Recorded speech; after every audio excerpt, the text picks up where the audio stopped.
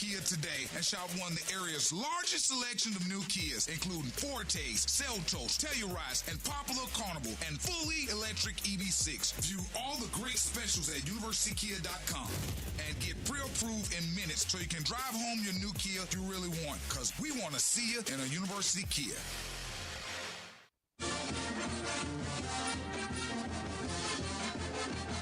From the University of Alabama, this is Crimson Tide Today. It's a daily update on Bama sports and it's brought to you by The Good Feet Store. The Good Feet Store, helping people get back to the life they love without their feet getting in the way. Hello again, everybody. I'm Roger Hoover. On Monday night's edition of Hey Coach, presented by Alpha Insurance, Chris Stewart was joined at Baumhower's Victory Grill by Alabama gymnastics coach Ashley Johnston. Yeah, Crimson and White was a really great moment for us to see what are we doing well, what do we need to work on, and what's our focus going to be for the next few weeks before we kick off in January. And it was great to see. We were actually able to test about 40 routines for Crimson and White, which is much more than we normally put out there. And I think we only had about 2 major mistakes. So, 38 for 40 are pretty good odds for this point in the year. So that tells us that how we're developing consistency is really on a great track. And it was great to see them adapt, figure out a new environment, being out in Coleman with fans for the first time. And now we circle scoring potential. So now we look at how many 9-8s can we turn into 9-8-5s and how many 9-9s can we turn into 9-9-5s. I'll have more in moments. This is Christian Miller for The Good Feet Store. I know from playing football at Alabama and in the NFL that if you have foot, knee, hip, or back pain, it can be a huge challenge. The Good Feet Store is designed to personally fit you with arch supports that alleviate and even eliminate your pain altogether. Try them before you buy them. They're in your free, no obligation, personalized fitting, and you can wear them home the same day. So if you're looking to improve your game, The Good Feet Store has you covered. Stop in for a free, personalized fitting today. Roll to victory at goodfeet.com. That's goodfeet.com. Roll Tide. Make sure you follow the Crimson Tide Sports Network on all social media platforms to keep you up to date during the holiday break as we get ready for Alabama football against Michigan in the ReliaQuest Bowl. Follow us at UA_CTSN. Crimson Tide Today is brought to you by The Good Feet Store. Crimson Tide Today is a production of the Crimson Tide Sports Network from Learfield.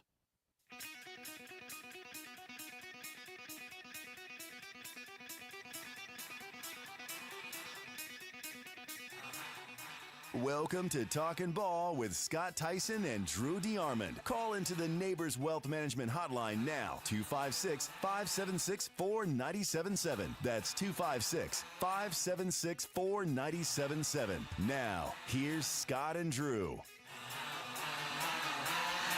Welcome in to a Thursday edition of Talking Ball, 97.7 ESPN The Zone. Scott Theisen, Drew DeArmond for 2 hours this morning. Welcome in on a Thursday. Safe travels into work. I don't think, well, maybe we have school. No, I think we're out. If you're going to school, safe travels. If you're not, sleep in. Because it's time. You don't have anywhere to go. So anyway, 256-576-4977. You can join us this morning. We get you started last night. I know a lot of people probably were tuning in, and if you were not listening to the show, right, you probably had no idea as to why. But Alabama was on the road last night in basketball.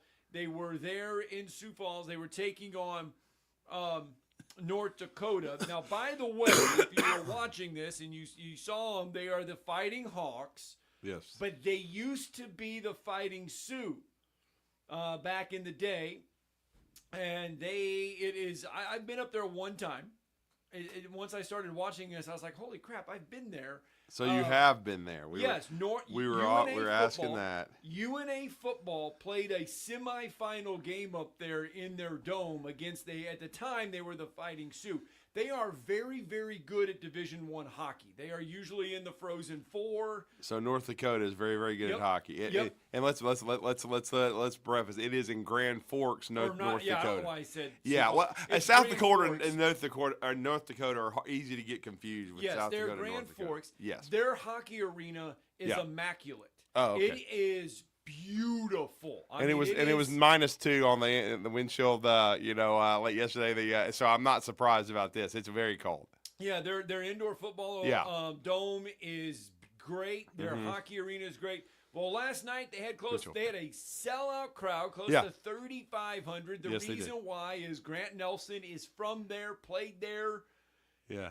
He returned home last night. He ended up with his third double-double. Alabama had to fight for it. Oh, But they got more than fight. It was nerve-wracking. This game was tied at 85. Yeah. In the last 3 minutes of the game. I mean, matter of fact, Alabama may have found their next guard. Let's just put it this way: that was 97-90 the final. Yes. Alabama gets the win. Uh-huh. You're referring to the South Dakota guy, right? Yeah, absolutely. Or the North Dakota. North guard. Dakota. Yeah. What am I saying? See, I'm telling. Let's I'm just start tell- this damn yeah. show over. Well, because no. I It's messed just up really now easy twice. to get it screwed up because No. Alabama's actually playing South Dakota State in about a Yes, week, but yes. that's at home. But yeah, it's The it's easy. Jackrabbits. Yeah. I know that one. That, yes. that South Dakota State is the Jackrabbits, but like you said, these are the Fighting Hawks. They played Yes. last night, and they fought. I mean, this was a game.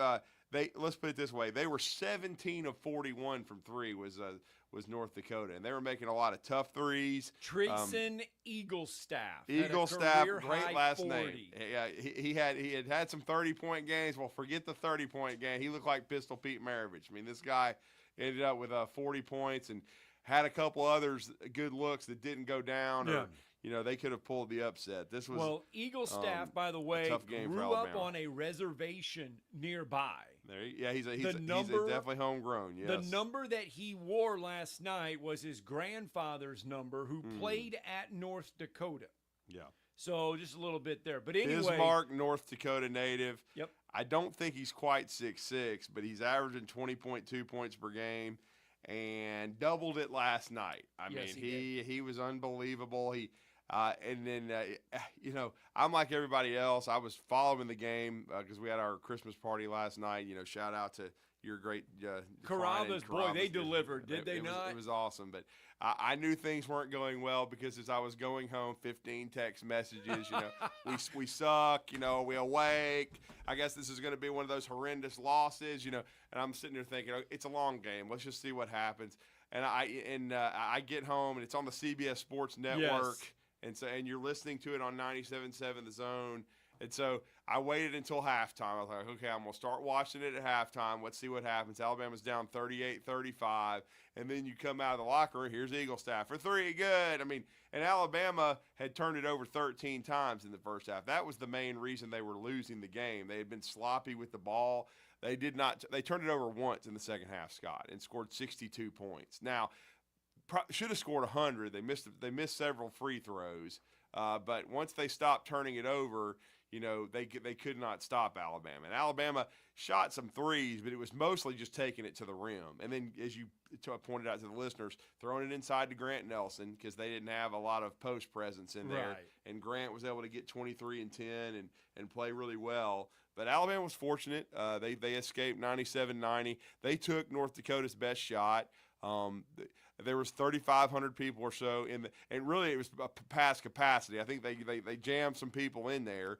And part of the deal for Alabama to go was it was about less than an hour from where Grant Nelson grew up. Yeah, he actually went to North Dakota State. I messed that up as well. Yeah, he went to North Dakota State. Their big rival, right. He was a Bison, not a Fighting Hawk.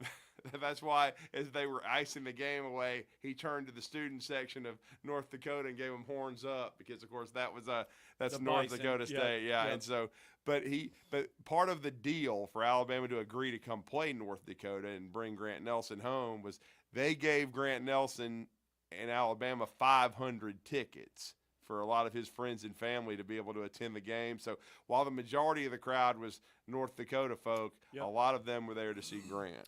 All right, after the game, as you might imagine, Alabama did have 13 first-half turnovers, just one in the second half, a little sloppy play from Alabama. Here is Nate Oates after the contest last night. North Dakota obviously came ready to play tonight. I thought our guys would be ready. We were coming off a pretty tough 7-game stretch and played some good teams. I give North Dakota a lot of credit. They wanted this game. They were ready for it. Great environment. Crowd was great. And our guys didn't really come out ready to play. So our matchup on Eaglestaff wasn't great to start. I don't know that we ever found the correct matchup because he ended up with 40. I mean, it that was the best individual performance anybody's had on us all year, easily. So we're going to have to do a much better job defensively, guarding very good players. You know, I'm sure this will give North Dakota a lot of confidence moving forward. For them, hopefully they get on a run. This ends up, you know, helping their season out a little bit. But we've got some, you know, we've got some improvements we need to make, particularly on the defensive end. The first half. That's Nate Oates. Here's Grant Nelson. Yes. I mean, we played awful pretty much the whole game. We came in, we didn't take these guys as serious. Like I was telling them, like, this is a big game on their home court. Like, we got to come in and take these guys serious. They're playing for a lot. So I mean, we got yelled at like we should have. I mean, I'm sure we'll continue to get yelled at the rest of this week. But I mean, like I said, they play really great. It's a great team, and I think they'll win a lot of games.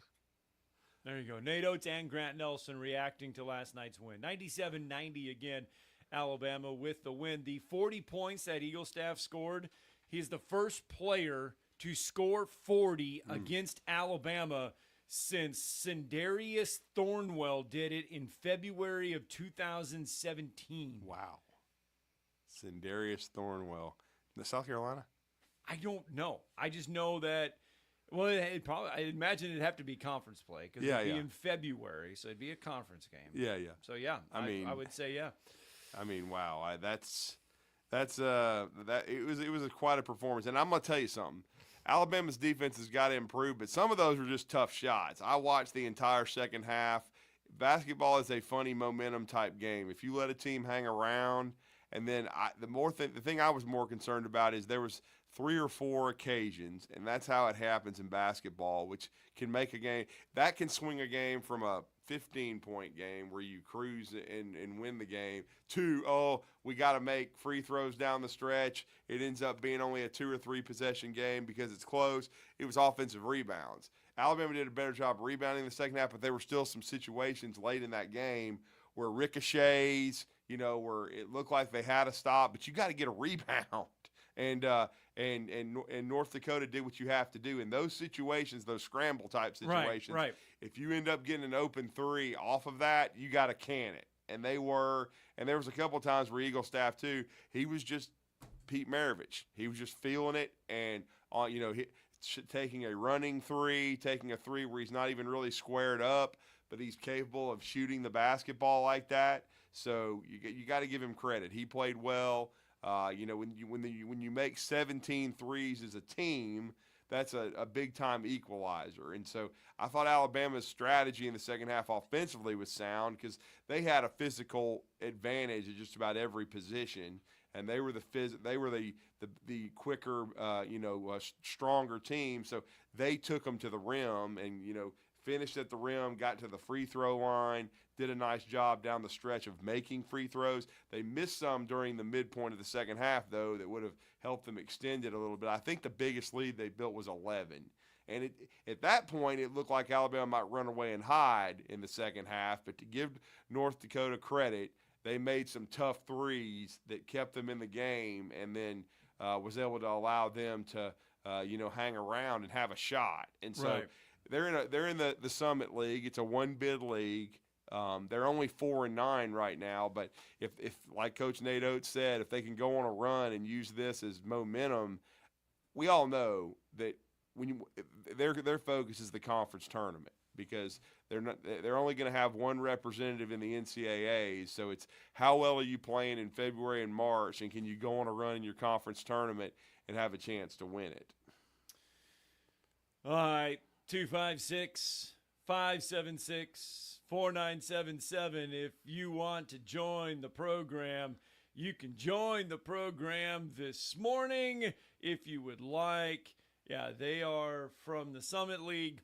Yep. They are a one big league. You know who also is a one big league? Who? The Horizon League. Yeah. You know who plays in the Horizon League? Wisconsin Green Bay. Right. Yeah, did you see that from Doug Gottlieb?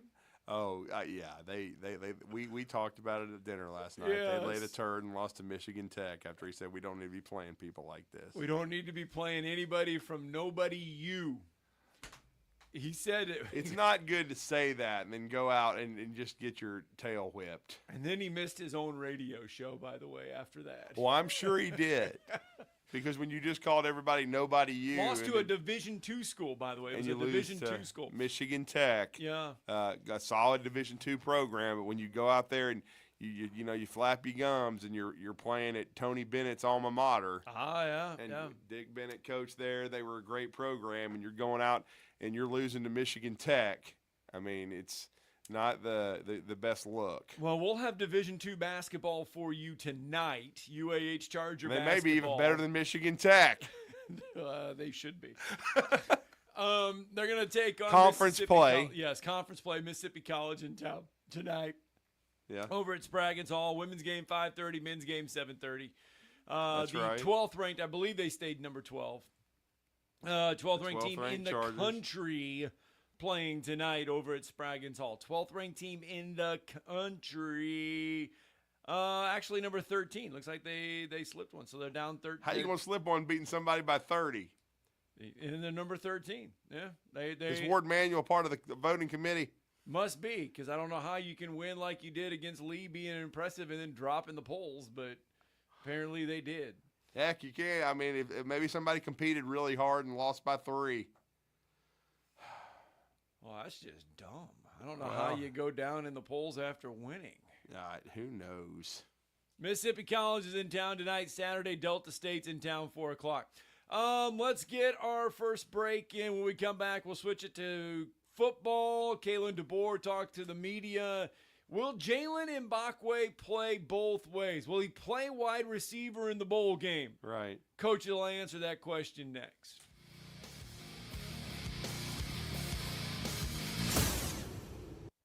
You're listening to Talkin' Ball on 97.7 ESPN, The Zone. Got a wreck on Old Railroad Bed south of Pulaski Pike. Sounds like that one's a no injury. Had one westbound on 565 near Greenbrier that should be close to being ready to clear. And we got a working structure fire on Winchester off Meridian. That's the 300 block of Winchester. D&L Refrigeration repairs heating and air conditioning units for homes and businesses. Ask about their military, law enforcement, and senior discounts at D&L 256-652-1207. State license 08091. Captain Nick in the Valley Skywatch Traffic Center. It all comes back to money. Visit our store right now at zonedeals.bigdealsmedia.net to take advantage of all the best deals in the Tennessee Valley. Or just go to our website, 977espn.com, and click on the Zone Deals logo to start saving right now. Now, as to the price. These deals won't last long, so get yours now. Zone Deals. You'll thank us later. A man who could easily afford to buy a vowel. Ho, ho, ho! Bob Baumhauer here. Need a stocking stuffer for this Christmas? We've got you covered at Baumhauer's Victory Grill. Surprise everyone in the house this year as they empty their Christmas stockings to find our popular gift cards. Now, through December 24th, you'll receive a $5 bonus card with every $25 gift card purchase. So put a Christmas smile on everyone's face with these great stocking stuffers. Baumhauer's Victory Grill. Legendary fun, legendary food. Merry Christmas! Sports Talk, 24/7, 365. Your full-time sports station. You're doing a great job. Keep up the good work. Is 97.7 ESPN The Zone. Doesn't anyone do any work around this joint anymore? I want to spend some time with you. Just the two of us. We can make it if we try. Just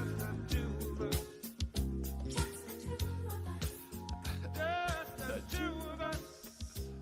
There was more than 2 of us last night. Thank the Lord. Oh, man. I am still full.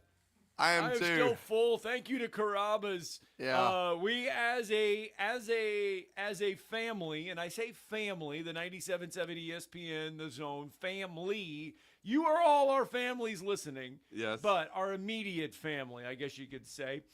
We had our station and Neighbors Wealth Management, by the way. Whoop, shout out to them. We had our little dinner last night that we have each and every year. Yeah. And we had it at Carrabba's last night, which, by the way, thank you, Joshua Melton and the staff at Carrabba's. Amazing. Oh, my gosh. They took care of us in a big way. It was phenomenal food, which, by the way, though, I'll just say this. The food that they cooked us last night is the exact same food you guys can go have for lunch and dinner tonight. There's no change. It's that good. Yeah. So get on out to Carrabba's. It was fantastic last night. Big thank you to them. So yesterday, Alabama back on the practice field, getting some work in for the Relia Quest Bowl. And obviously a lot has changed since Kalen DeBoer has met with the media. I mean, there's been guys going into the portal. Alabama has gotten a guy out of the portal. They're rumored to get a Miami guy, a wide receiver, I believe. They're favored to get him. But Jalen Mbakwe said he was going in. Jalen Mbakwe says he's not going into the portal. He's staying put at Alabama. There was belief, hey, should he play wide receiver? Could he play wide receiver? Kalen DeBoer was asked that yesterday. We certainly are short there at wide receiver with injuries and some guys that entered the portal. So, yeah, I mean, it's always been that way where we've been open to what he can bring to the table. I think as a freshman coming in, you're really trying to focus on doing one thing well. You know, this is certainly a time where we can look into that and, figure that out, So he's, again, super talented. I think the one thing that sticks out with me when I talk about, you asked about punt return or reference that, and I did too.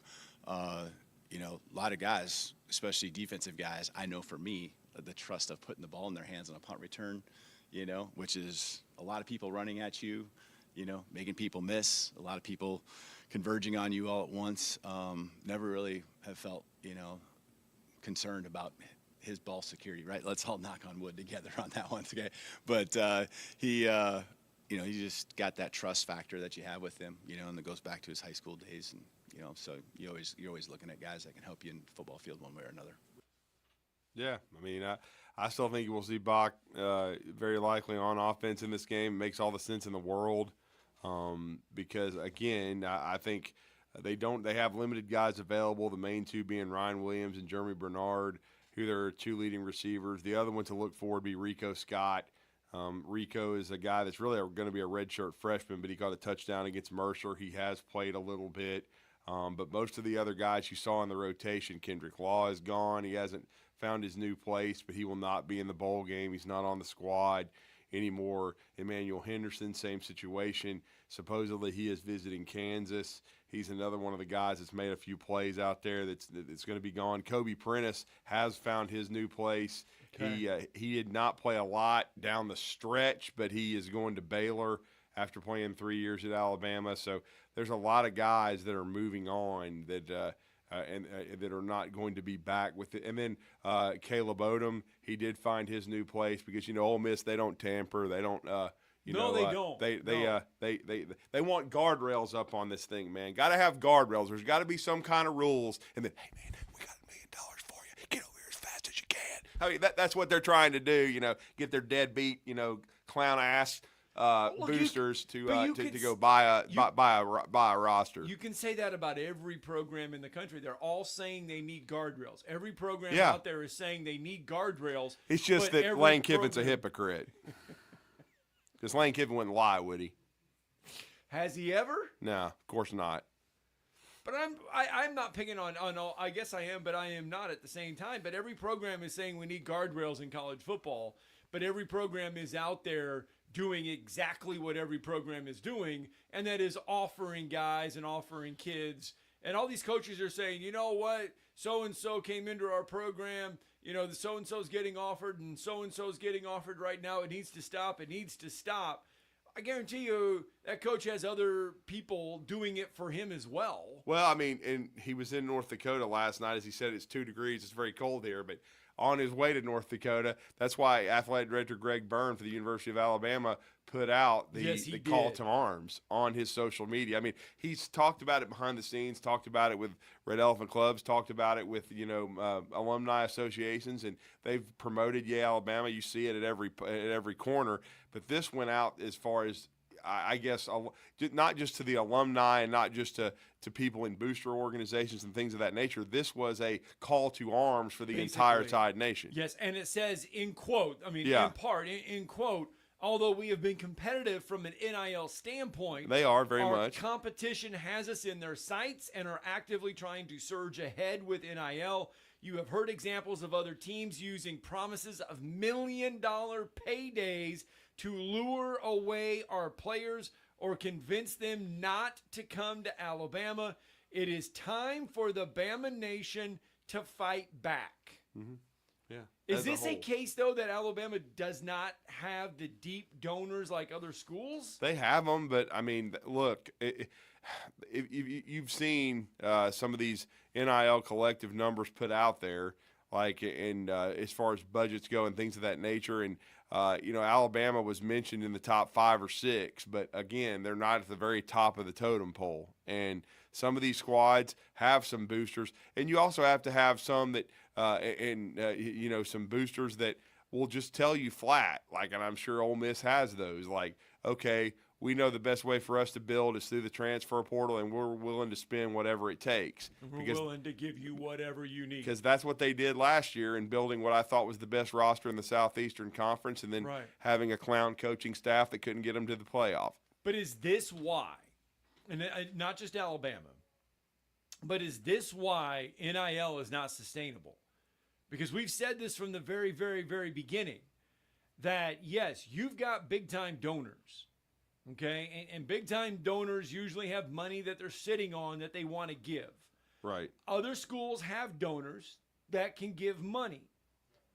But eventually the money's going to run out. Yeah. Because you only have so much money to give, and it's going to run out. So the first couple There's no salary cap right now. There's no, there's not like a 2 to 3 year contract in most cases. But the first couple years, I can give you $10 million. Right. But after 3 or 4 years, it's I gone. don't have $10 million to and give you're not, you. And you're not making so it back. I'm done. Yes. That's why it's not sustainable. It's not investing. Right. I give it to you. You spend it. I don't have it anymore. I can't give you any more money. So there's some schools that are going to be running out of money. It's not sustainable. And I think that we're hitting that point with certain programs, certain people around the country, that they don't have the money, and they're going to be begging for it. I don't say begging is the right word, but they're going to be asking for more money because those that have it are going to keep getting it. All right. 256-576-4977. Who do we have first? All right, let's go out to the phone lines. Jeff from the Borough is with us. Good morning, Jeff. Morning. Guys, got you talking about running out of money. It's the system we got. No, I know. I'm just saying, though, we said it from the beginning that this is why it's not sustainable. Why do you think your boy Mark Stoops is begging for money? He was begging for money last year. I'm just saying. So what are you calling and starting this crap for, Jeff? You can think ain't no bad for that. If you wasn't here, we all know that, Jeff. You're just repeating yourself like you always do. What I'm saying you is, buffoon. Why bitch about it? We're not bitching about it. We're not. We're stating facts. I'm just stating that this As usual, you bring nothing to the table unless you're talking high school sports in Murfreesboro, which you actually know about. Everything else, you don't. Or your boy Adolph Rupp, the racist. That's all you know about. Well, at least we've got national championships in basketball. Y'all got to Final Four. You don't have anything in football. Shut up. You're 4-8. You suck. You're not any good. Hang up on this junk. Goodbye. I run the show. You don't. Merry Christmas, clown. Goodbye. And you will never, Jeff, remember what I said. You will never, ever reach the playoff in football. You will never, ever win a national championship in it either. So go back and watch Babe Parilli and Bear Bryant, because you're never going to do anything in football except get your ass beat. So have a nice day.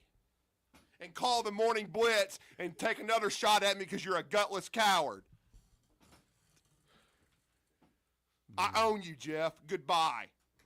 Next call. Musafa. Breathe in, breathe out. Not in the mood for that peckerhead this morning.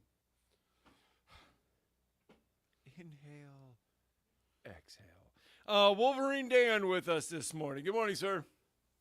I got to follow that. Why don't I just say good morning? That's a good start. How about that? Well, I mean, you can spell your name, Dan. That's another thing that's good. Yeah, Drew, next time he calls in around Christmas, just say, times are tough, times are hard. Here's your Christmas card. How about that? Yeah, there you go.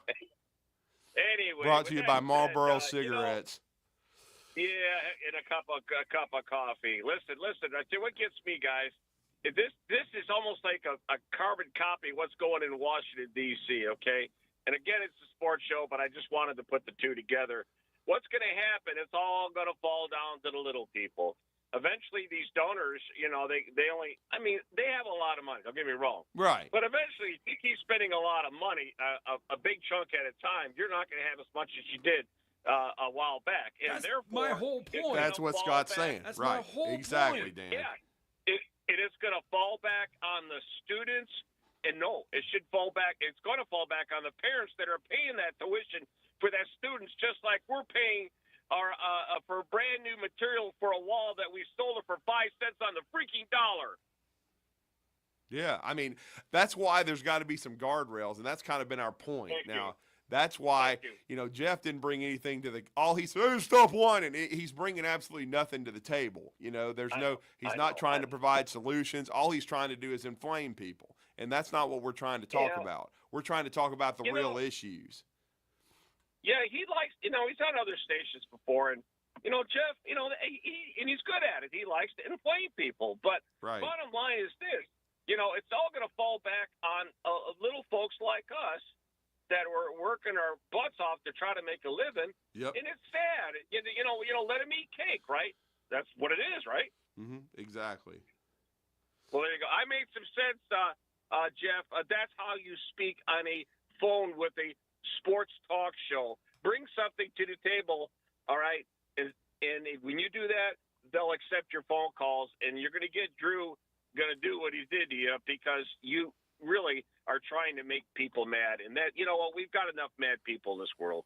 Talk to you later. No doubt. All right, thank you. Boy, yeah, that was my whole point of the whole thing was the fact that you do have donors. They've got millions and millions of dollars. Yes, but they can't just keep giving those millions every year. They're going to run out of money unless they get more. I mean, they obviously have made money because they've made millions. Well, so they know how to make it. Jeff's own university that he loves, Kentucky. Look at John Calipari before he left. Yes, they were trying to revamp their NIL and get former players to give to it because again, it's hard to continue to keep going to the well. There's got to be revenue sharing. There's got to be some kind of sustainable model. Got to be in there. And that's what we're saying. And it's I mean, I'm just tired of it. What was the dude's name from The Water Boy? Was it Fran or something like that? Farmer Fran or something? Yeah, I mean, Oh, my goodness. He was he was 110% coon ass. Oh my goodness. Anyway. Yeah. I hadn't seen her in a hot minute. Yeah. I didn't even know she was still doing things. Who knows? Anyway, we got to get a break in. When we come back, Bryant Starkey will add something to the show. He's the Bob Jones head basketball coach. Wisdom with Bryant Starkey next.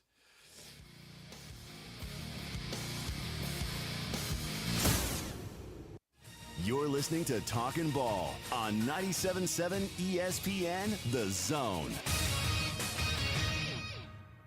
From the Fox 54 Weather Center, I'm Chief Meteorologist Jordan Dressman. We maintain a mostly clear sky as we head into the overnight. Temperatures dropping into the mid and upper 30s. A mostly sunny sky for your Friday afternoon. Temperatures climbing into the mid and upper 40s. We're going to be cold Friday night, early Saturday morning. Temperatures drop into the upper 20s and lower 30s. A fantastic final weekend before Christmas. Plenty of sunshine Saturday afternoon, though temperatures only going to climb into the low and mid 40s. Definitely going to be on the cooler end of the spectrum, dropping into the mid 20s by the time we get to Sunday morning. I'm Chief Meteorologist Jordan Dressman on your home for ESPN Radio, 97.7 ESPN The Zone.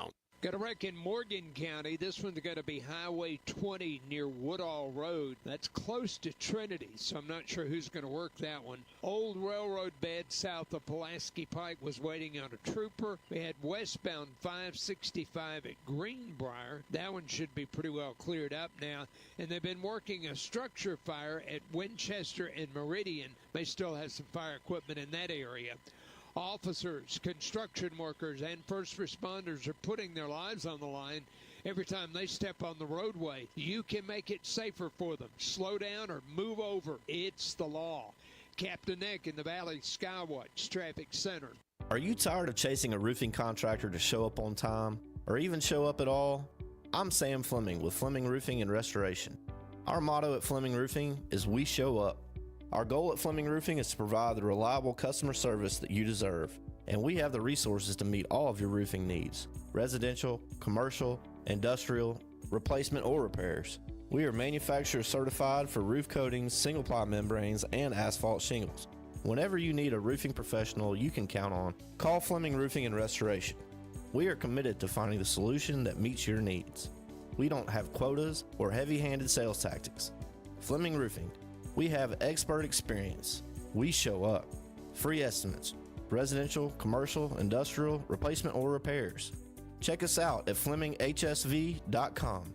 FlemingHSV.com. When you need a quick response, it's Fleming Roofing and Restoration. We show up. Hi, my name is Dan Aldridge. I'm here to let you know about the Aldridge Law Firm and the soon-to-be-announced Legal Town Center. I've been practicing law in Alabama since 1984, and I also practice in Tennessee. And I'm from North Alabama, and I'm here to represent you and take care of your legal needs. For many of us, hiring an attorney is not high on the priority list, and maybe a little scary. But it's something that we all need at some point. So by all means, do your homework. And if you need representation for car accident, wrongful death, medical malpractice, nursing home abuse, or estate planning, or any other matter, just give us a call at 256-534-3188. And you can email me at Dan, that is Dan at danaldridgelaw.com. Dan at danaldridgelaw.com. God bless America. No representation is made that the quality of legal services to be performed is greater than the quality of legal services performed by other lawyers.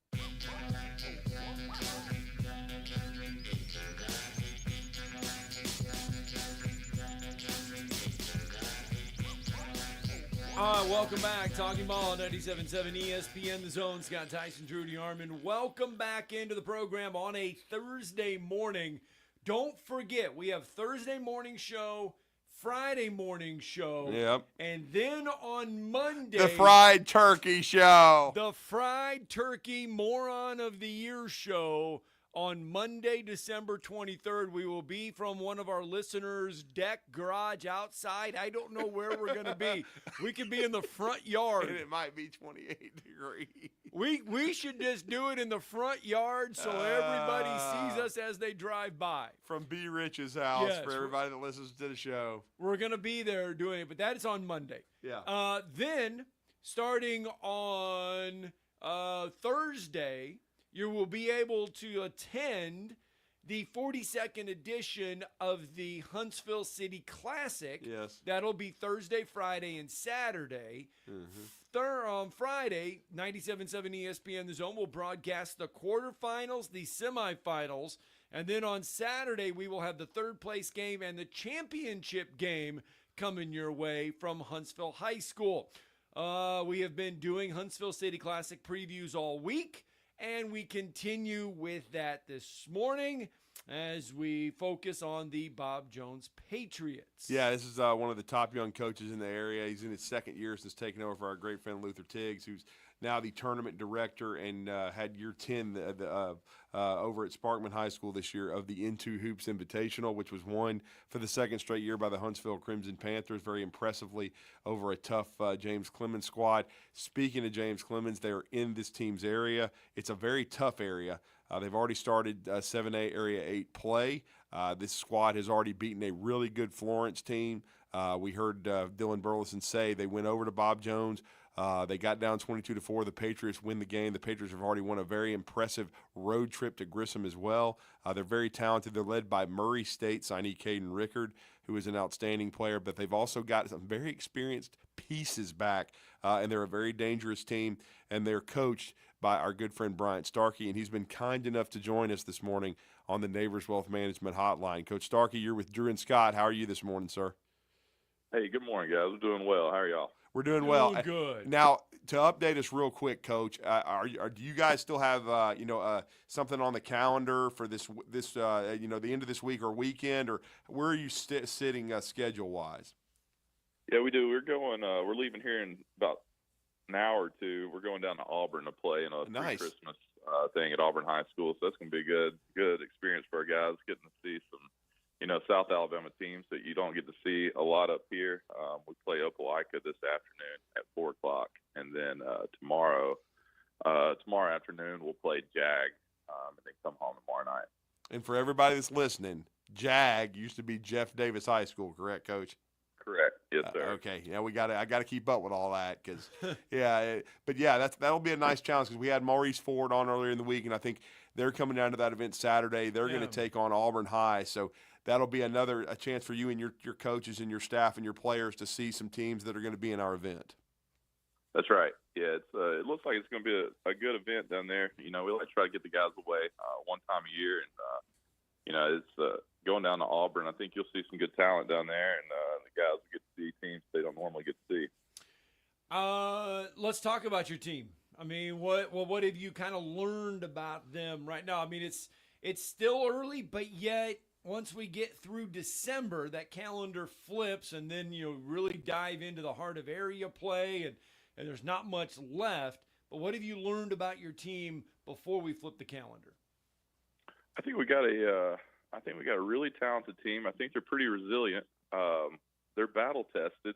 Yes. I think if you look at our schedule, it's night in and night out. We're playing really good basketball teams, and it's one of those schedules that you gotta put a good game plan out every single night, or you're gonna get beat. And that's happened to us a few times. We've gone into some battles and come out on the losing end of a few, especially here recently.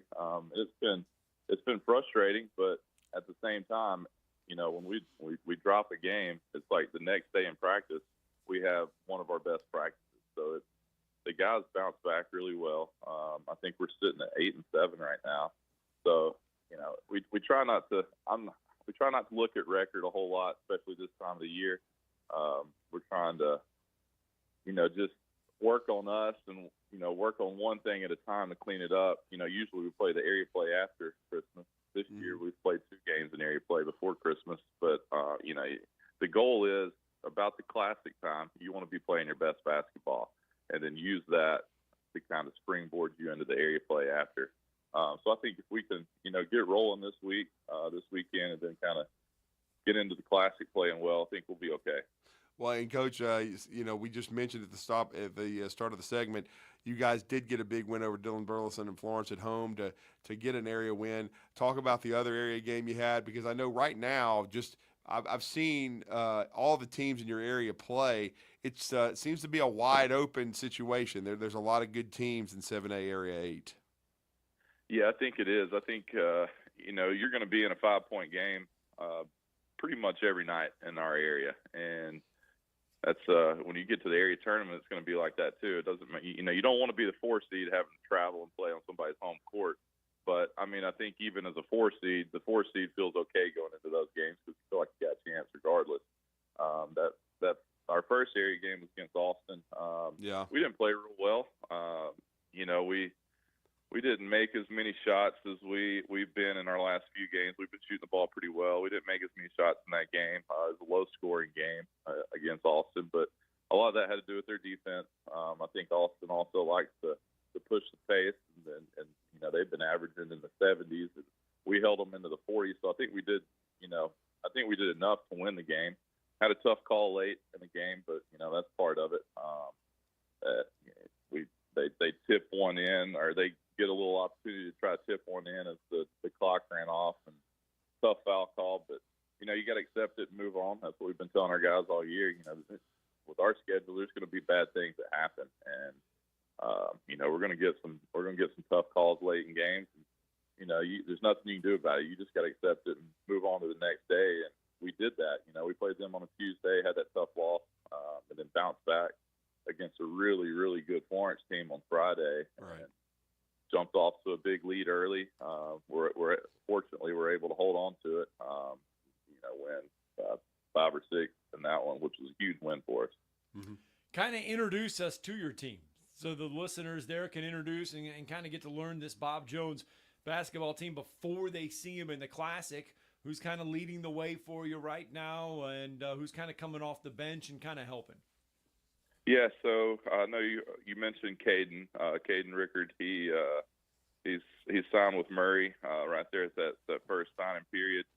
He's our point guard. He's our guy, and he's averaging right at 16 points a game right now. He had a big game against Florence. Florence kind of took him away a little bit, and we're starting to see teams do that a little bit more. And so I think the best part of his game is passing. And so when teams start taking him away, I think he starts becoming a facilitator. And our guys have been able to knock down shots around him. So I think against Florence, he had a triple-double, which is incredible. Outside of him, we've probably our second leading scorer, especially here recently, is Jacob Parks. He's a junior. He's 6'6" wing, so kind of a long wing. And in our last 5 games, I just looked. He's averaged 13 points. So he's really stepped his game up, going to board up too. We do have an experienced team. Jalen Rice, he hasn't played our last 3 games with us. He's got a little bit of a back injury, but I think he'll be back hopefully today. Yes. He's a 6'4" guard as well. Then we got Eric Morrow inside. He's a senior. He's 6'5", post player, kind of stretch post. He'll get outside and knock down shots and can play off the dribble a little bit. Another senior we have, Jalen England. He's been a spark for us. He didn't play our first, I think, 3 or 4 games. He had a hamstring injury. He's just a shooting guard that sits on the outside and just a knockdown guy. And he has been lighting it up here recently. So we got a lot of guys that's been playing good roles. Another starter we have, junior Harrison Lockett.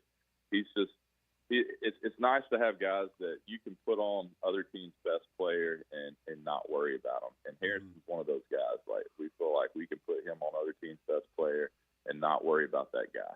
He's just a lockdown defender. He fits into our offense really well. And then last, I think we got a junior point guard that's playing a lot of really good minutes, Ethan Horton. And then we got another junior, MJ Robinson, who started actually 30 games for us last year. Got off to a super slow start this year, but he's really turned his game around. I think he's averaging 8 points a game in our last 5, so it's good to see him playing well this time of year. No question. And so it's an experienced group, and certainly you've played a difficult schedule. No question about that. And I saw you in the first game against Huntsville High. That was a 15-point game, but Huntsville had to pull away in the fourth quarter. It was definitely back and forth when Caden Rickard played very, very well. You've got length, you've got athleticism, and then again, this is all this your schedule that you've played to this point, and then going to the Huntsville City Classic. I've said this a million times. Winning 4 games in 3 days at the Classic is a lot of times harder than going on a run in an area tournament or even getting to regionals. It really kind of hardens you for postseason. Yeah, absolutely. You look at our bracket, and, of course, we get Mae Jemison first there that morning, and I've watched them play a few times, and they are just big, athletic. They are a really good basketball team. It's just, 94 feet of pressure. And if you can get through that one, then you're going to get either Enterprise or Ramsey. And both of those teams are just great teams. And then if you can get through that, you're likely to get, Huntsville or somebody like that in the semis. It's just, you're going to have to play great basketball to be playing on that last day. And so it's a tough bracket. And then you look at it also, if you drop that first game, there's a lot of these tournaments you go to and you look at it and you're like, well, if you drop the first game, the consolation bracket's no easier in this. I mean, every team can play in the Classic.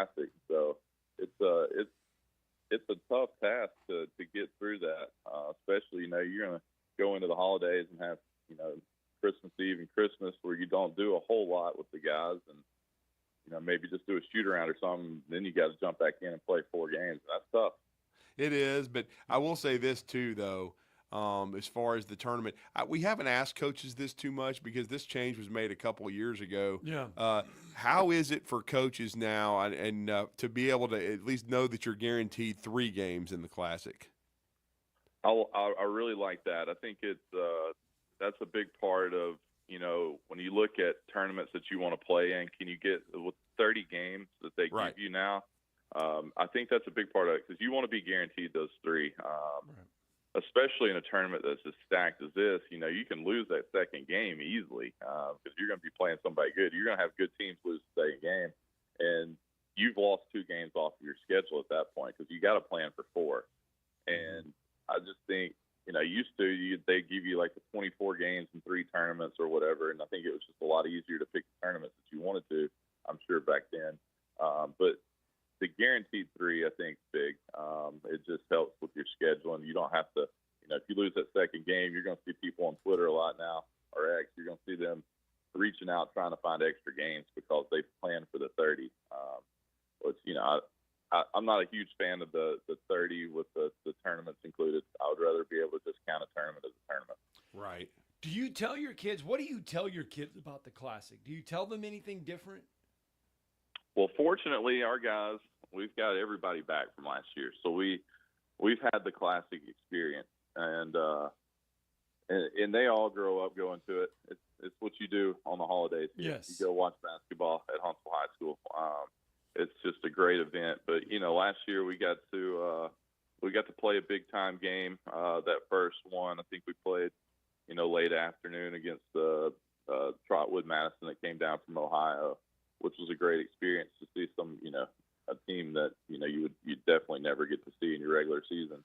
So we got to see them last year and play in a big time environment, and the game went to overtime. So they got to see the energy in the gym there late.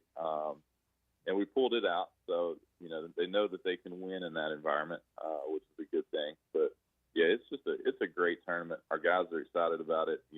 It's easily our favorite time of the year. You get to wake up, not worry about going to school, and go play basketball. And that's a lot of fun for, 16, 17-year-olds. Well, no doubt. Well, Coach, we appreciate it. Safe travels to Auburn. Good luck. Hope you get that dub against Opelika and get a couple of wins down there. But Merry Christmas and Happy Holidays to your family. We look forward to seeing you on the 26th, and should be a big-time matchup against a very athletic Mae Jemison team. Another first-year coach in Pete Miller, who's brought a lot of energy to that program. But we're looking forward to the matchup. No doubt there's a lot of great ones. It'll be 10:30, the second game of the day. So it'll be getting cranked up in the morning on day 1. But we look forward to that, Coach, and we really appreciate the time. And good luck to your Patriots later today. Yes, sir. Appreciate y'all having me on. Y'all have a Merry Christmas. Thank you. Merry Christmas to you as well. Let's get a break in. We're going to wrap up hour 1 coming up next.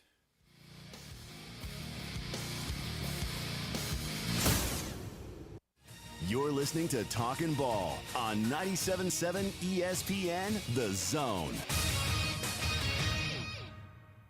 Got a wreck on Highway 20 near Woodall Road. That's in Morgan County. I think Decatur PD is going to end up working that one. And we had one old railroad bed south of Pulaski Pike that was waiting on a trooper. Structure fire, Winchester and Meridian. Apparently the units have begun to clear from that one.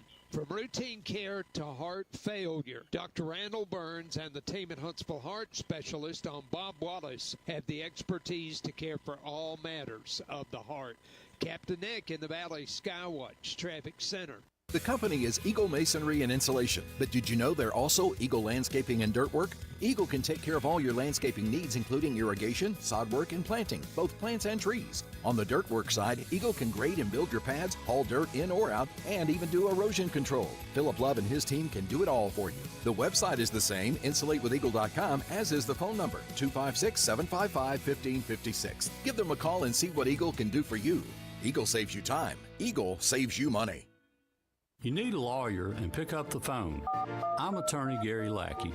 When you call for a lawyer, we're does that phone ring? My phone rings in my office. I'm attorney Justin Lackey. My phone rings in my office, too. So does mine. I'm attorney Jennifer Lackey. And when you've been hurt and need help, we're the ones who take your call. The Lackey Law Firm. The Lackey Law Family. 1-800-4RIGHTS. No representation is made that the quality of the legal services to be performed is greater than the quality of legal services performed by other lawyers. Specializing in simple and affordable rentals, McCurry Van and Car Rental can make sure you have just the right vehicle for your next family vacation, weekend getaway, or if you just need transportation while your vehicle is being repaired. McCurry carries Ford Transit vans and Mercedes Sprinter vans, trucks and work vans, and more. And they offer discounted rental rates for long-term rentals. Now with 4 locations: Athens, Muscle Shoals, Coleman, and Huntsville. Log on McCurryRentals.com to make your reservation now. That's McCurryRentals.com. This segment of Talkin' Ball is brought to you by University Kia, the #1 volume Kia dealer in the state of Alabama. Located online at universitykia.com.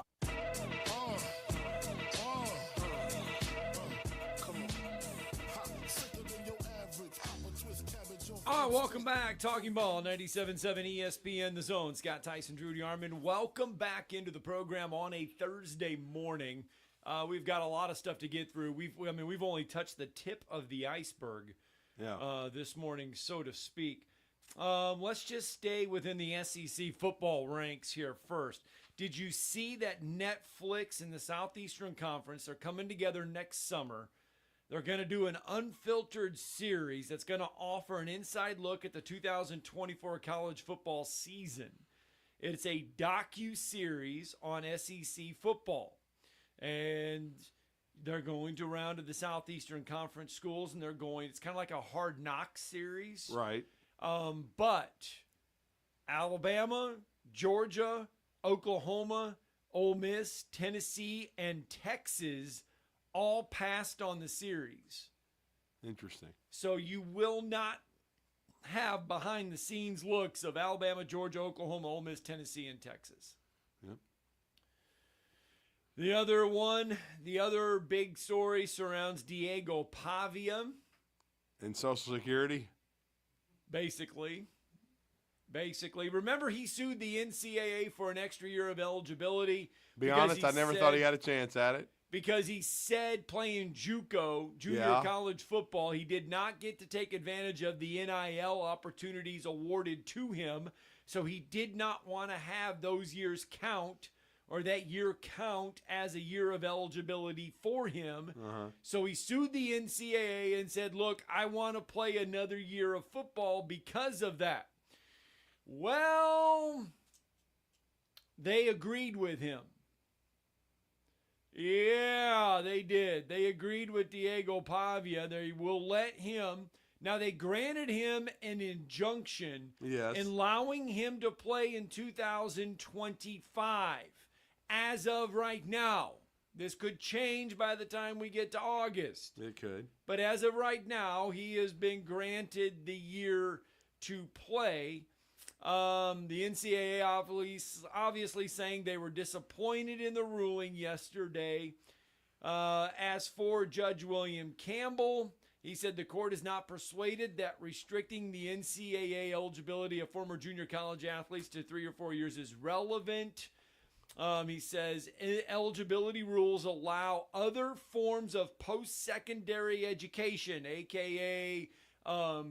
What do they call it? Prep schools and all that stuff. Yeah. That doesn't hurt them towards their eligibility. Why should junior college affect that? If this went into effect full time, you could, in theory, kids could go to a junior college for 2 years and not lose part of their 4-year eligibility, which means you'd have some programs that would, if they built it like that, they would have guys that are 2 and 3 years older. And, you know, it actually would help the JUCOs, because you could recruit kids and sell them on that. Like, hey, you know, you can come here and it doesn't affect your eligibility going to a 4-year school, and you can still develop. Alabama and Auburn, I mean, these schools, they could stockpile talent. Now, the elite, these kids still want to fast track to the pros, so the elite of the elite would still be going to 4-year schools. But there's so many kids, because of the transfer portal being overlooked, in theory, go and develop in junior college and still have a very good career. So it would 4 years. It would make the JUCO route still very attractive if you were a kid that was a late bloomer, or even if you had academic problems. In other words, it would almost be like being a Prop 48 back in the day. Hey, I got to go to JUCO, but I'm not losing many of my 4 years of eligibility. I can still develop and almost get it back, so to speak. I'm not so sure that I'm against that. I don't think it would be a bad thing. Now, in some programs they could use that as a like a Lance Leopold at Kansas, because again at Kansas State they have those JUCO systems in those states where, hey, I may not get the 5-star kids, but I can build it with a lot of great JUCO players. So It gives you a different way to build a roster. It's going to be interesting. I mean, Diego Pavia, if he truly can come back, Clark Lee and Vanderbilt are going to be super excited about that. Well, that's the thing. His attorney said yesterday, because this whole thing, the whole question is Diego Pavia captured really a lot of college football attention this year. Mm-hmm. So if he comes back, is he coming back to Vanderbilt? Now that he got this, and his attorney said he did all of this as long as Jerry Kill and Tim Beck are there at Vanderbilt along with Clark Lee, he's coming back to Vanderbilt. He's not going to use this and vault it into somewhere else. He's coming back. Yeah. All right, that's going to do it for hour number 1 of Talking Ball. We got hour 2 coming your way here in just a minute. Talk more basketball.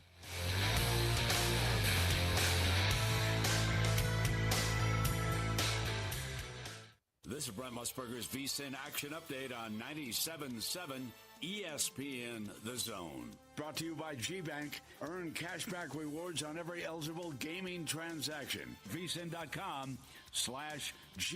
Subject to credit approval. Terms and conditions apply. Number 11 Alabama football looking forward to New Year's Eve when they play Michigan in the ReliaQuest Bowl. The matchup at Raymond James Stadium in Tampa, Florida. Alabama enters the game 9-3. The Wolverines are 7-5. The Crimson Tide head into the game as 10.5-point favorites. The over/under is 42.5. With Michigan at plus 290 on the money line. NFL this weekend, it'll be the Buccaneers, 8-6-0, tops in the NFC South, taking on the Dallas Cowboys. They're 6-8-0, third in the NFC East. Dallas, a 4-point underdog at home, plus 170 on the money line. Over/unders 48.5.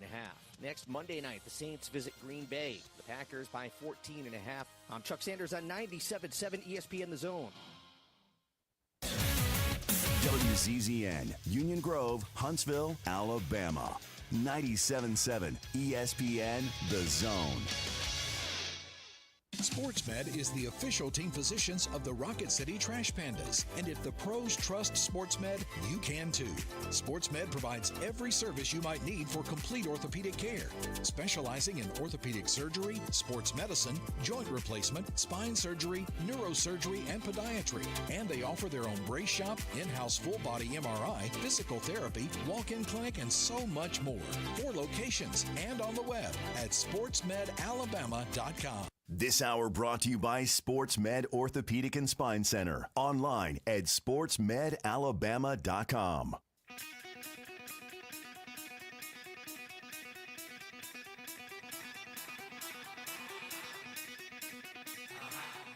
Welcome to Talkin' Ball with Scott Tyson and Drew DeArmond. Call into the Neighbors Wealth Management Hotline now, 256-576-4977. That's 256-576-4977. Now, here's Scott and Drew.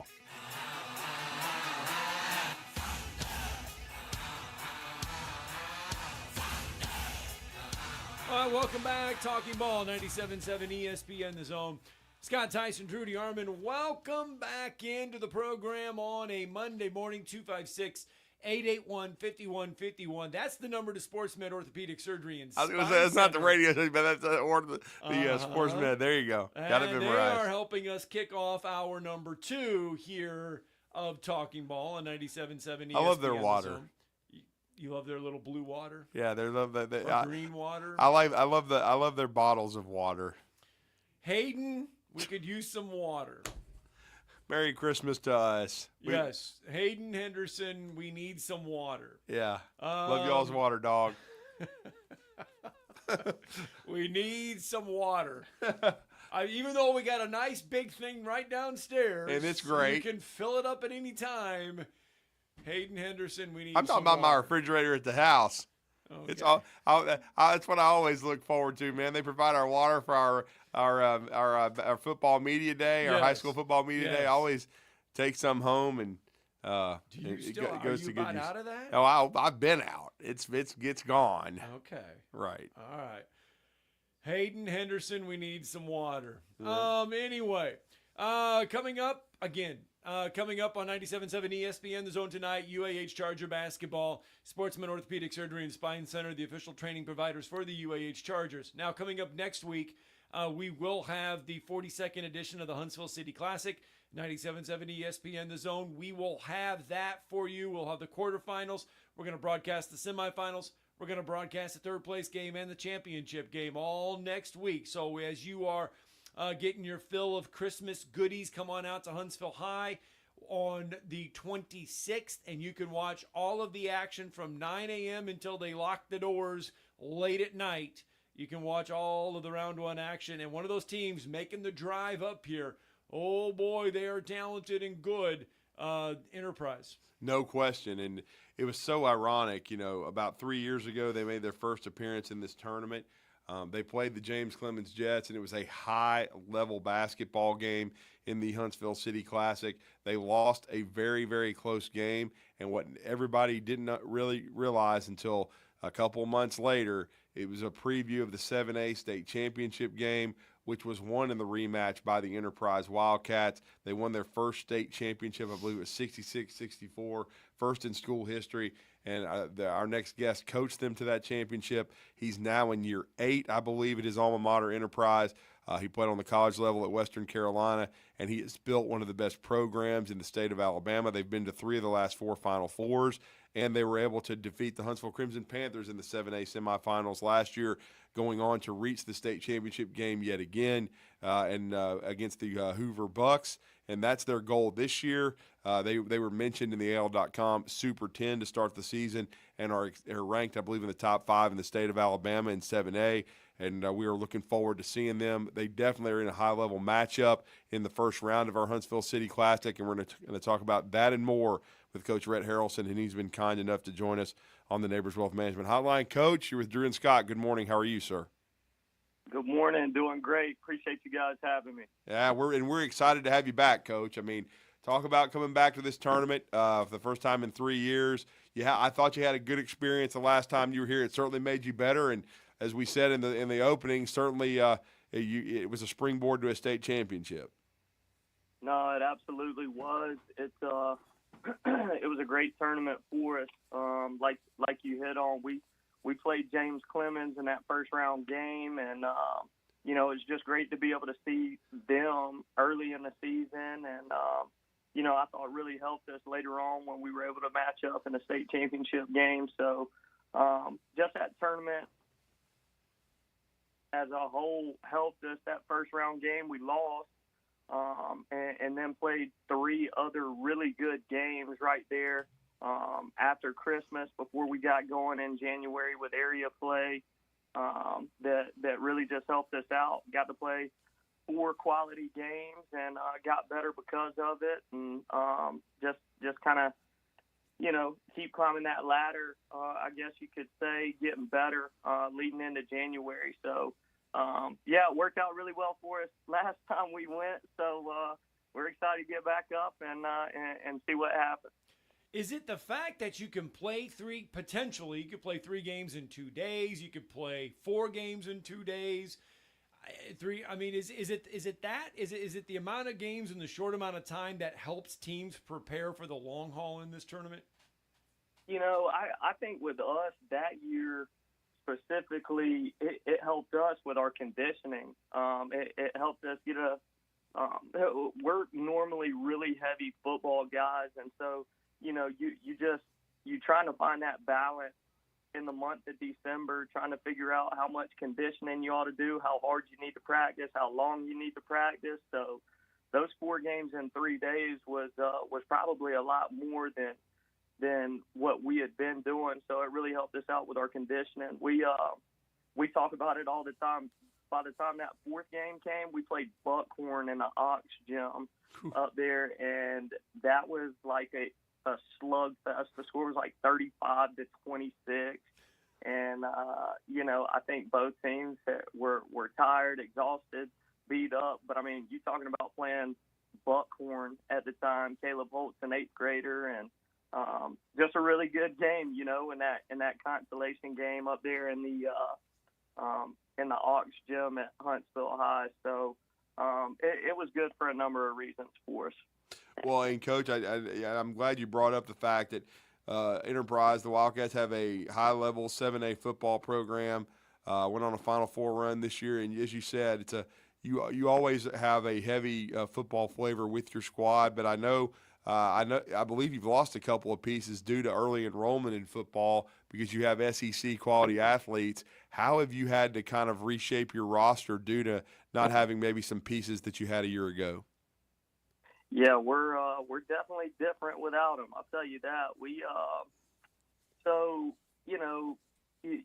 come into this year and we're supposed to have our starting 5 back from last year, and right. Eric Winters, he's early enrolling, going to Auburn. He's not with us, and then Andrew Purcell, he was going to he's a senior this year. He's going to Kentucky to play football, and he's no longer with us now. So we definitely miss that speed and athleticism that those two bring. I mean, they provided a different speed for us, but without them, I'll say our team now through 10 games, we're 9-1.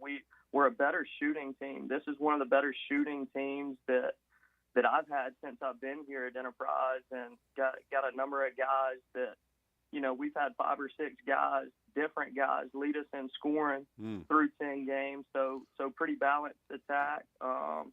A little bit more cerebral, able to run a little more stuff. So that's been fun, but kind of trying to figure out with this team, losing those 2 football guys and really good athletes, we're still trying to find our way in terms of who's going to go get that ball, who's going to make some plays, some of those hustle effort plays that we really relied on those 2 guys with. So, 10 games in, you'd like to have a little bit better feel, but we're still trying to figure it out a little bit. What's the identity shaping up to be for this team?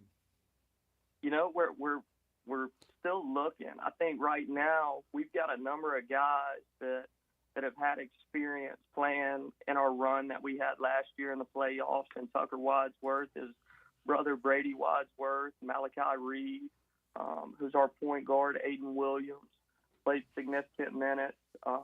So those 4 guys, Walker Clark, another one that played some minutes in our playoff run. But I think, we're still trying to find that identity of who we are, what we do, what we can count on every single day. And I'd like for it to be us on the defensive end. I talked about us being able to shoot the ball, and right now we're kind of relying on making shots to get us going. And, it's easy, especially, at every level of basketball.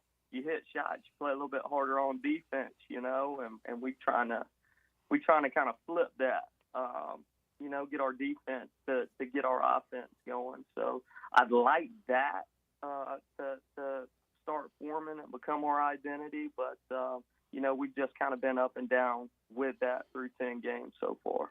Well, we're talking to Coach Rhett Harrelson, the state championship coach from the Enterprise Wildcats. He will be bringing his squad back to the Huntsville City Classic for the 2nd time, and they will be taking on the Ramsey Rams in a tremendous first-round matchup. Coach, I know both these programs, you're going to face Ramsey as a perennial Final Four program as well. That's kind of the definition of this year's Classic. There's a lot of high-level first-round matchups, a lot like what you faced 3 years ago when you faced your future state championship opponent in James Clemens. Yeah, absolutely. We, got Ramsey on the schedule, been following them. They've been battle-tested so far this year. Their schedule has been really, really tough, and you know, I don't want to say ours hasn't been tough. It's just it's tough to get folks to come down here and play it in Enterprise, Alabama. There's nothing close. You know, with that being said, we know how talented they are. We played them in Hoover this summer at the live period event, and so we got a little bit of a feel for them and what they look like. But they're super talented. They're battle tested, and you know, just looking forward to a really good game against them and a really good tournament up there in Huntsville. How do you sum up the tournament to your kids? Gosh, I guess, you know, we really hadn't thought about it much as a team, but, you know, I guess none of these guys coming up were a part of that team, so they've never really seen it. Gosh, just a high-level tournament, high-level players, high-level coaches, you know, packed-out arena right there around Christmas time. I mean, what more what more could you want? I'm sure some college coaches will be in attendance.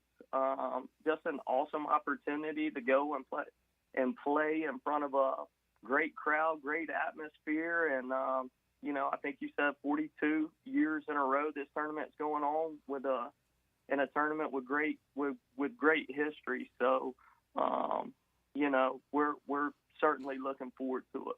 Well, and Coach, how is your schedule setting up? Do you have some games left this week before you go into the Christmas break and come to Huntsville? How is it setting up for you right now? Yeah, so we're coming in. We finished up with finals yesterday. We're bringing our guys in. We're practicing this morning at 9:30. Then we're loading up, heading to Jasper, Alabama, playing in there. Nice. Yeah, playing in the Jasper Showcase. Tomorrow we're playing against Dutchtown, Georgia, and then Saturday we're playing against Jonesboro, Georgia, and two really good teams, two really good programs with great history and loaded with talent. So, you know, we're excited to go up there and kind of see where we're at. You know, look these dudes in the eyes and go play. You know, find out where we stand a little bit and get two really good quality games before we head up to Huntsville next week. Well, and your teams always seem to play the best, you know, when postseason play comes around. You certainly did in the rematch with Huntsville last year in the Final Four, played at a very high level to reach a 7A state championship game yet again. I know you guys are in 7A Area 3, I believe. How did you set your schedule up? Have you guys started area play yet, Coach? So we have not. Dothan and Carver are in our area and they've played.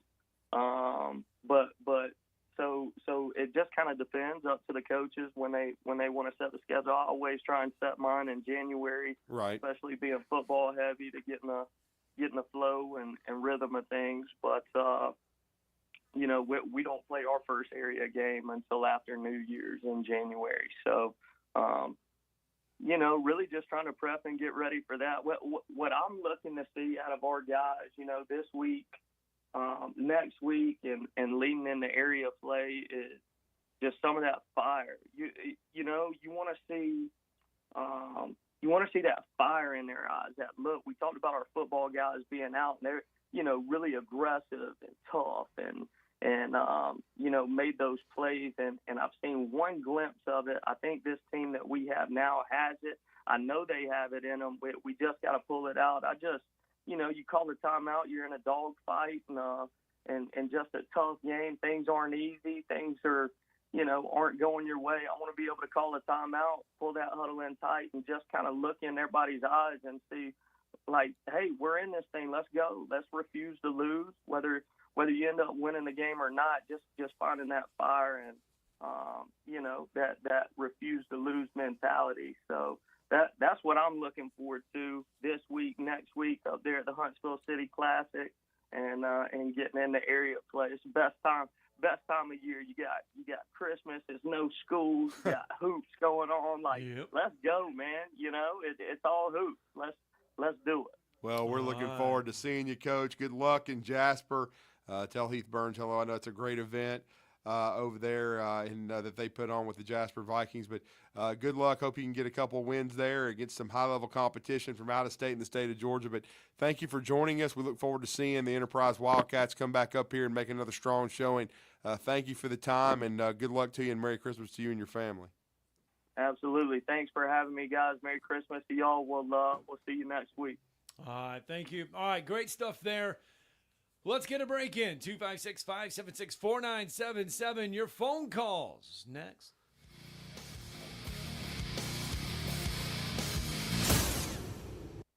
You're listening to Talkin' Ball on 97.7 ESPN, The Zone. That wreck on 565 eastbound just before county line is off to the right side of the road. No problem there. Got one on Sparkman near Adventist that is reported as an injury type. We got one on Highway 20 near Woodall Road in Decatur. That one may have some blockage, but no report of injury.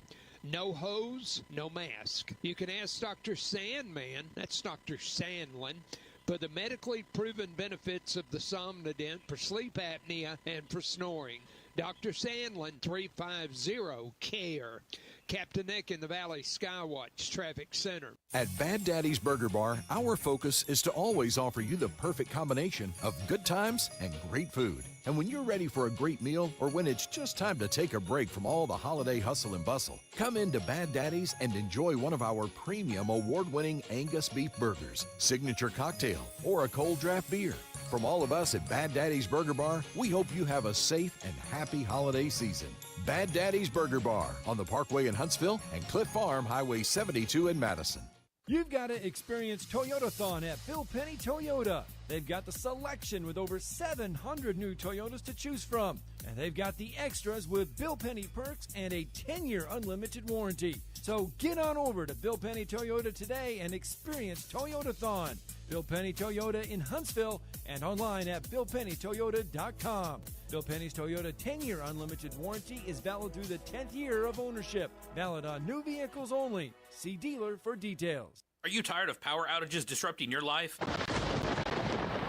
It's time for a Generac standby generator from Current Electrical. Storms may rage outside, but inside your family's powered up. So why choose Current Electrical for your generator needs? 1, we offer a wide range of models to suit every budgeted energy requirement. 2, our project managers handle every step of the process: power, gas, permitting, and inspections. 3, our certified technicians install your generator with precision, ensuring peace of mind. Don't wait for the next blackout. Call 256-880-1880 or visit us online at GenSuperstore.com. Next time you're online looking for landscaping inspiration, open Instagram and check out Southern Gent Landscaping. They can help make your yard your dream outdoor oasis. Southern Gent Landscaping can handle it all, from landscape maintenance and installation to irrigation and hardscapes, even AstroTurf. Turn your yard into a landscape you'll be proud to show off. Call Southern Gent Landscaping at 256-509-6088. 509-6088. Southern Gent Landscaping. Professional landscaping performed with satisfaction guaranteed. This will turn journalism on its ear. Watch our stream on WZZN TV on Twitch and YouTube. But you are the greatest hero in American history. We are 97.7 ESPN, The Zone.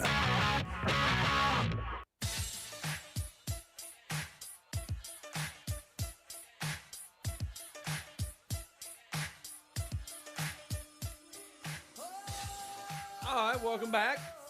256-576-4977. Coming up on Friday. Well, here's the schedule for tonight, in case you really want to know. Today is what? Thursday. So your bowl game tonight is Sam Houston and Georgia Southern. Who? Yep, Sam Houston and Georgia Southern. That's the New Orleans Bowl. New Orleans Bowl. Coming up tomorrow morning, Jack State will take on Ohio at 11 a.m. The Bill Bender Bowl. In the Cure Bowl. Yeah, in the Cure Bowl. And then at 2:30, you're going to get Florida and Tulane.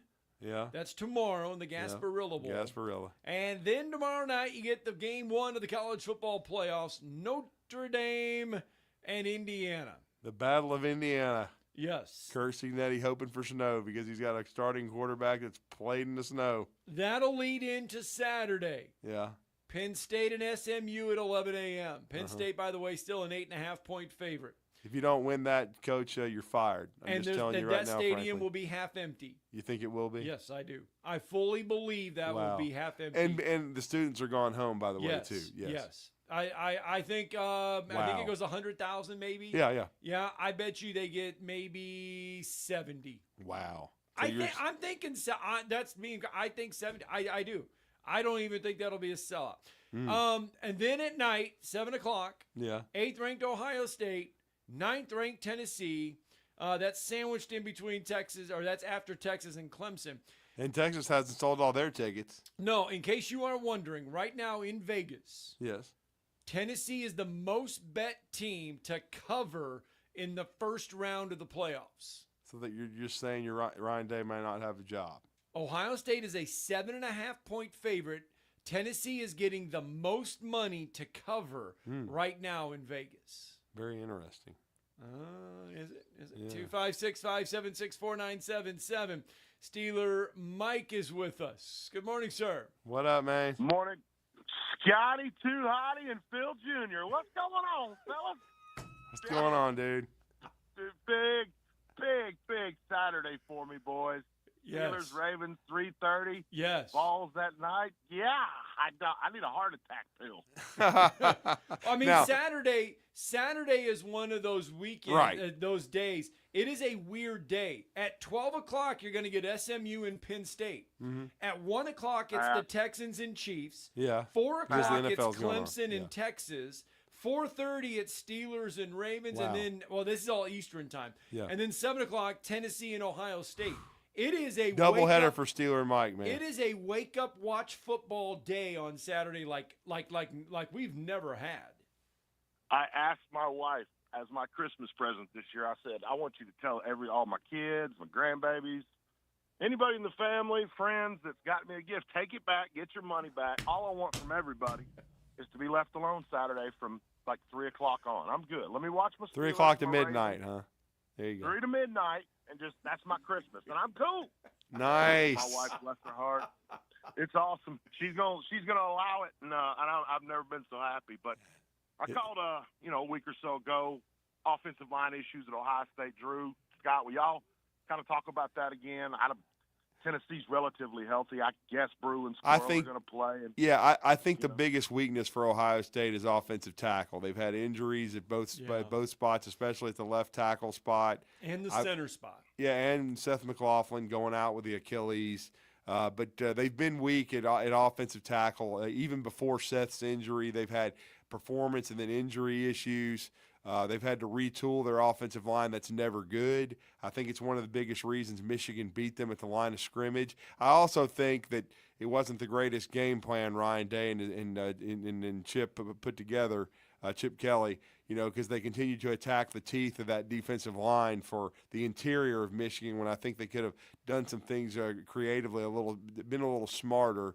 I do think that gives Tennessee a shot. And everybody knows that I think Dylan Sampson's completely underrated. I don't know why he wasn't, a Heisman candidate or mentioned more for the award.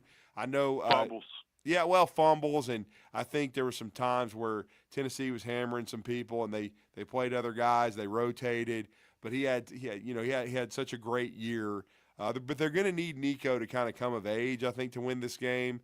But and of course, it's not all on him because the weakness for Tennessee for me is their receiver core. I don't know that they have a dude. They don't have a dude where, okay, he could go off for 7 catches for 130 and 2 touchdowns and really help Tennessee make some big-time vertical plays down the field. Brew McCoy hasn't been healthy. Squirrel White hasn't been healthy or consistent.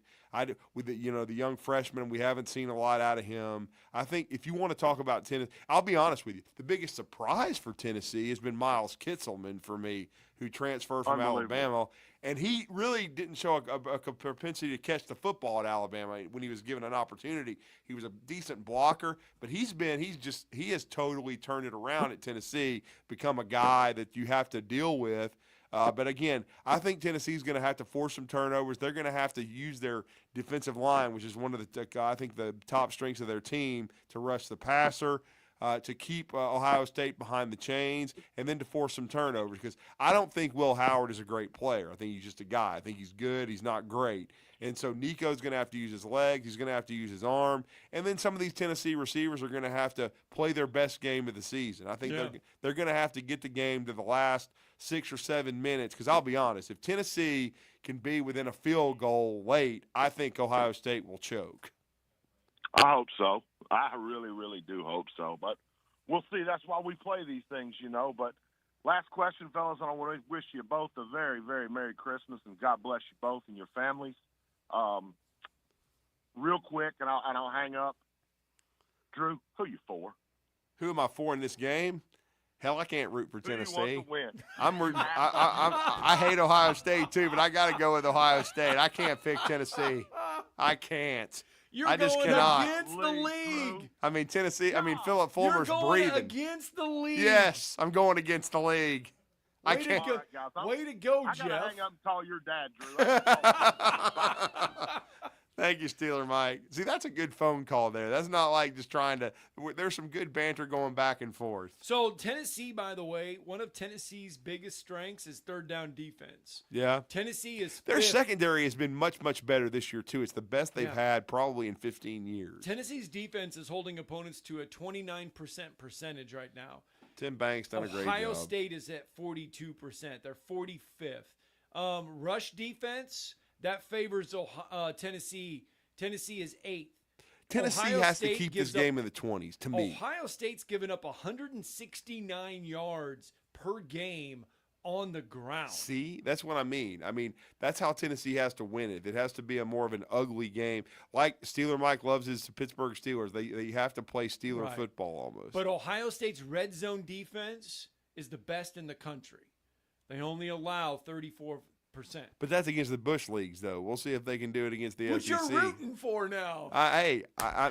This is just simply because I hate Tennessee. I dislike Auburn, but I hate Tennessee. There's a difference. What if Tennessee wins this? What if Tennessee goes on to win this over Ohio State? It'll be good for the SEC. I mean, to me, if they do it, I think the SEC will be hopefully 3-0. Right. But we'll see. I mean, I can't sit here with good conscience with a maggot like Phil Fulmer and root for Tennessee. All right, let's get Brandon in. Good morning, Brandon. Way to set this matchup right, and it would have been Tennessee versus Clemson. Still couldn't have rooted for him, but yeah, there you go. Yeah, I get you. Yeah, that would have been the better matchup if they'd have done that right. I might have been able to root for Tennessee if it was against Putin or somebody. It still would have been hard. Yeah, if it had been Tennessee versus Bin Laden, I guess I might could have. Or something. Something to that effect. So my neighbor down the street who's at Kennesaw is now going to Valdosta State. And I wanted to remind y'all he is traveling for Sunday. We'll see, is it the 21st? So Saturday at 2 o'clock, you've got the Division II National Championship, Valdosta and Ferris State. Oh, okay. Gotcha. And where is it being played now? I know it's not in Florence anymore. Where's the Division II? Kansas City? Is it still Kansas City? I have been trying to find that. I found a 5.5-point line in it.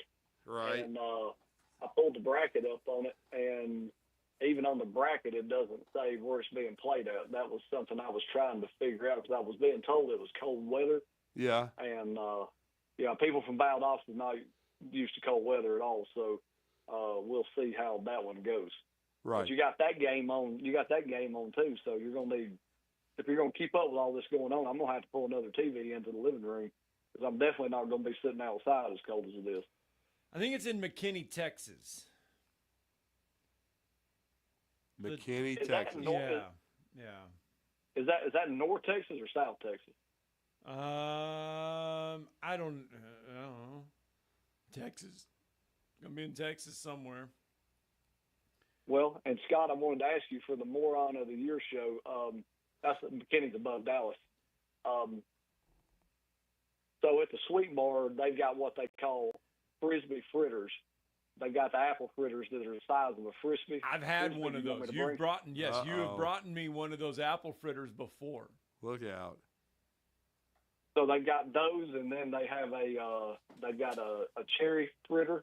and I've got a couple other ones. So I was going to say I could bring one if you want me to. Are you? I'll take an apple fritter as big as a lamp. Are you making plans to attend the Moron of the Year show live? Uh-oh. I'm planning to at this point if it works out. I didn't get to come to the Christmas party because I just had so many things going on. Be rich. You may meet Brandon. What if we just? Coming in hot. Would B Rich be mad if we just said drive to this address? We're not and gonna come bring watch 15. The show? We're not gonna bring a whole freaking. This is not gonna be like House Party 3. It needs to be a drive-by show where you can just drive by and throw gifts out in the yard. Yeah. I mean, I don't want to ruin his grass. I mean, that's his specialty, man. What Come if we on. get Cousin Eddie to show up? Oh, well, now he loves Cousin Eddie. I mean, that's his favorite movie. I hope you don't mind me giving that away. Christmas Vacation. Why not? We're close to giving his address out. Well, my daughter the other day had a substitute teacher, and she asked her what her name was, and she said Rat Cephas. Oh, my goodness. Oh, rest in peace. Yeah. Yeah, too bad he couldn't be there tomorrow. He would have enjoyed that.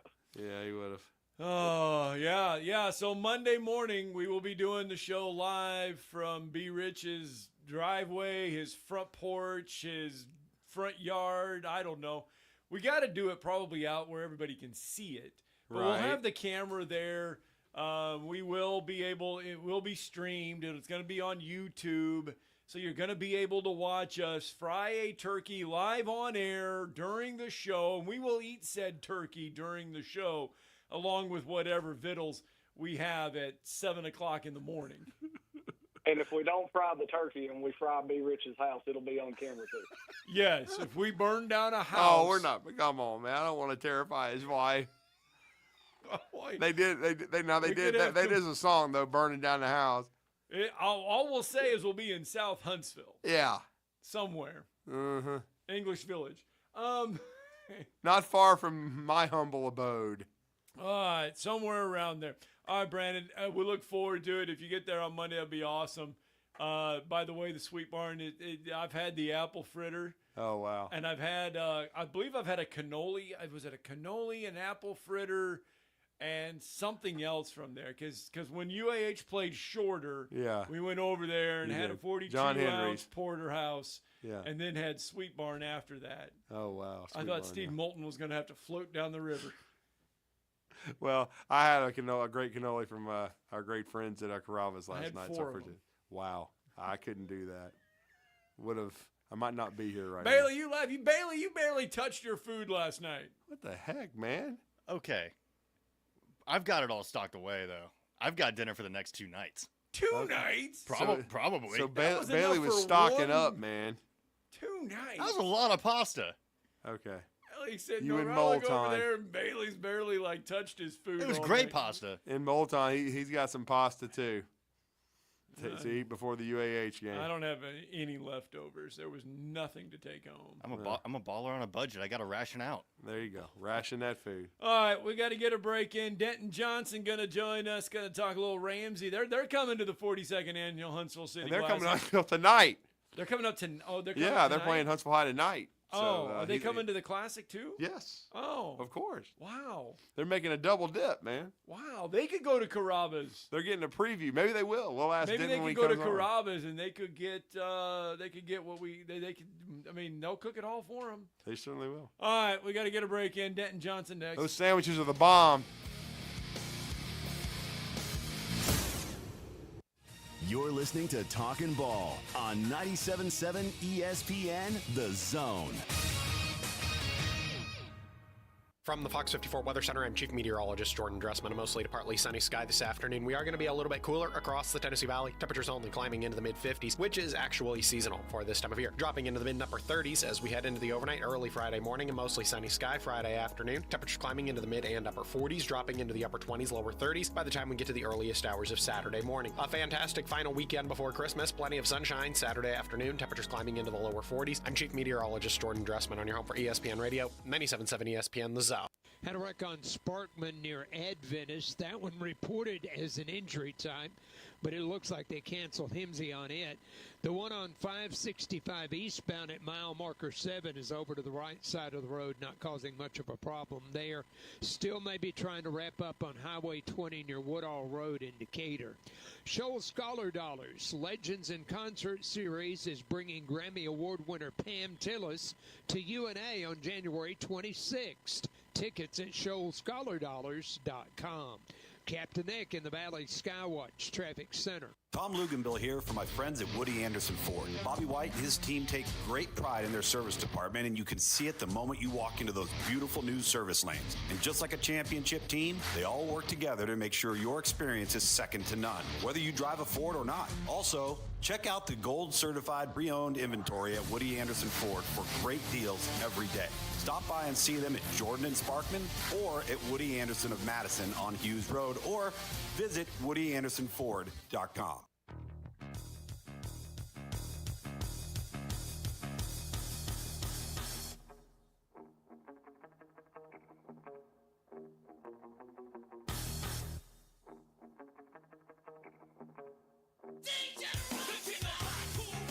Is that Beastie Boys?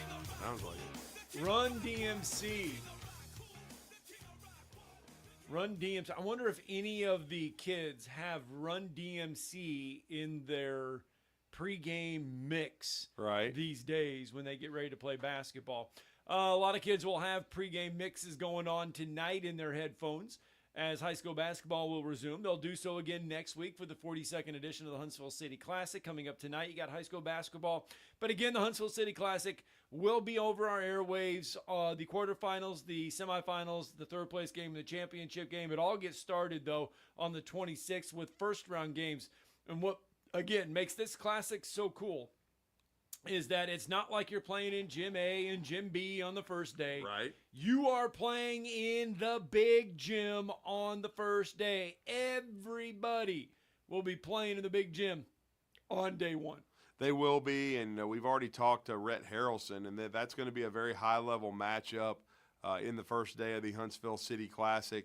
The Ramsey Rams will be coming to Huntsville to take on Enterprise, but they're coming to Huntsville tonight. If you want to see a high level, if you're not going over to UAH to see their great, the outstanding basketball by Mick Hedgepeth and Alan Sharp and those guys, the men and the ladies, if you want to see some high level high school basketball with a great crowd, a great atmosphere, the Ramsey Rams and Denton Johnson, who is a Scottsboro native, by the way, native of North Alabama. He's going to bring his Ram squad. His JV's playing, his varsity's playing. That's going to be tonight over at Huntsville High as the Ramsey Rams come to Billy Watkins Avenue to take on the Huntsville Crimson Panthers, who are off to a great start. But Ramsey has played one of the toughest schedules in the state. Our next guest has been to the Final Four, multiple times, been to state championship games. This is his 9th year at Ramsey. He's nearly 100 games over 500 in his career. They basically reload at Ramsey because they have outstanding athletes. It's an extremely underrated school. Very good academically, very good athletically. As we know, they've won multiple state titles in the last decade in football, including last year before this season. They've got Tim Keenan at Alabama.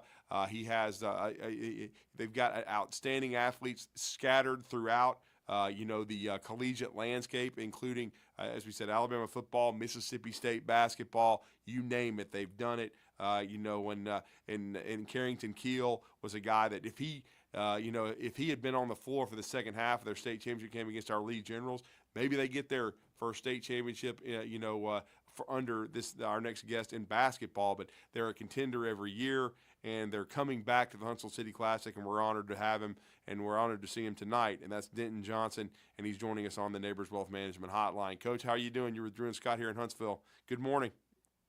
Good morning, Drew, man. That's the greatest introduction I've ever had, man. Well, if you go back and watch it on YouTube, I ain't got any notes, man. I got my phone next to me, but I don't have anything written down. But I know you well. I mean, I see you every summer. We're glad you're back to playing Huntsville High in the regular season. We're glad you're coming back to the Huntsville City Classic because you being a Scottsboro native, you're very familiar with the landscape in North Alabama, and I know you're very familiar with the tournament itself.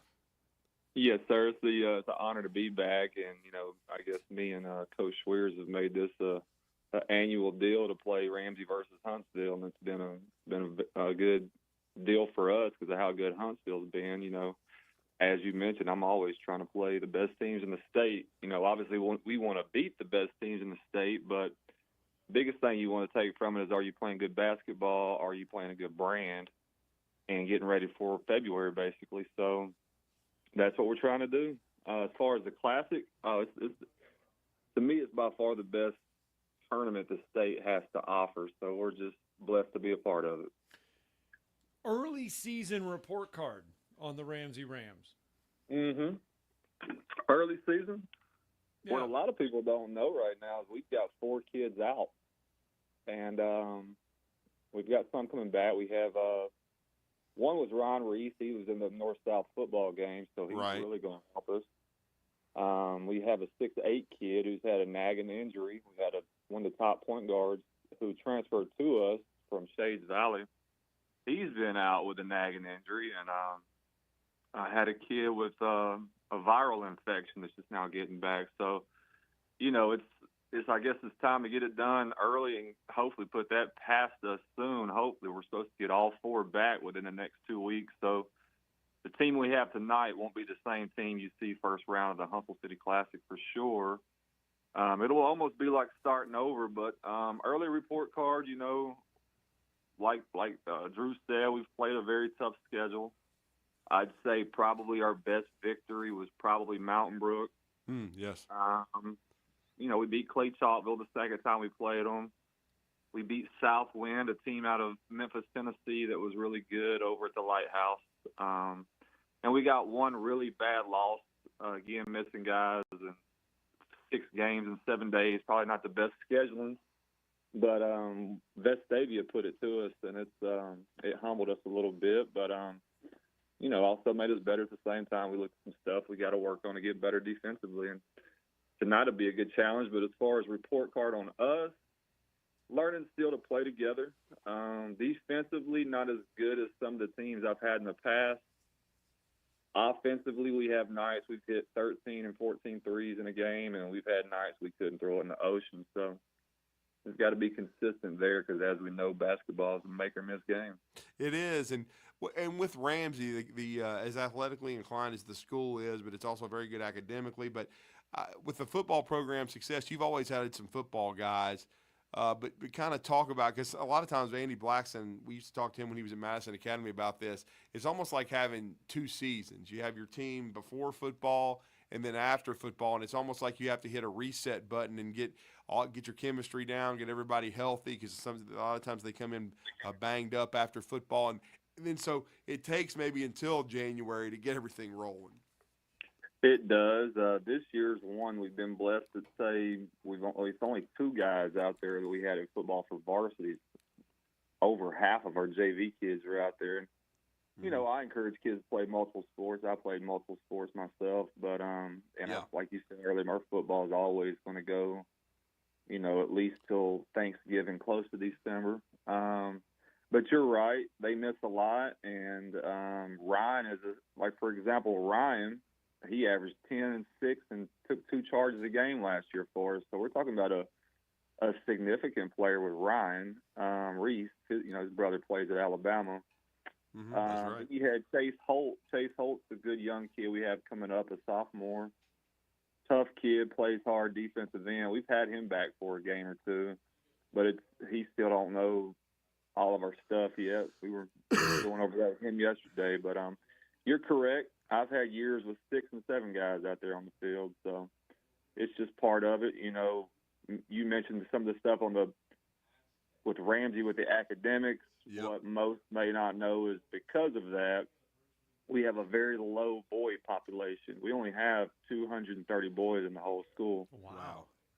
And so when they take a test to get into Ramsey, the students, so they don't split it 50-50. We have over 500 girls. So we have to share our boys with other sports, or we're not going to be successful in hardly anything athletically. So it's just part of it.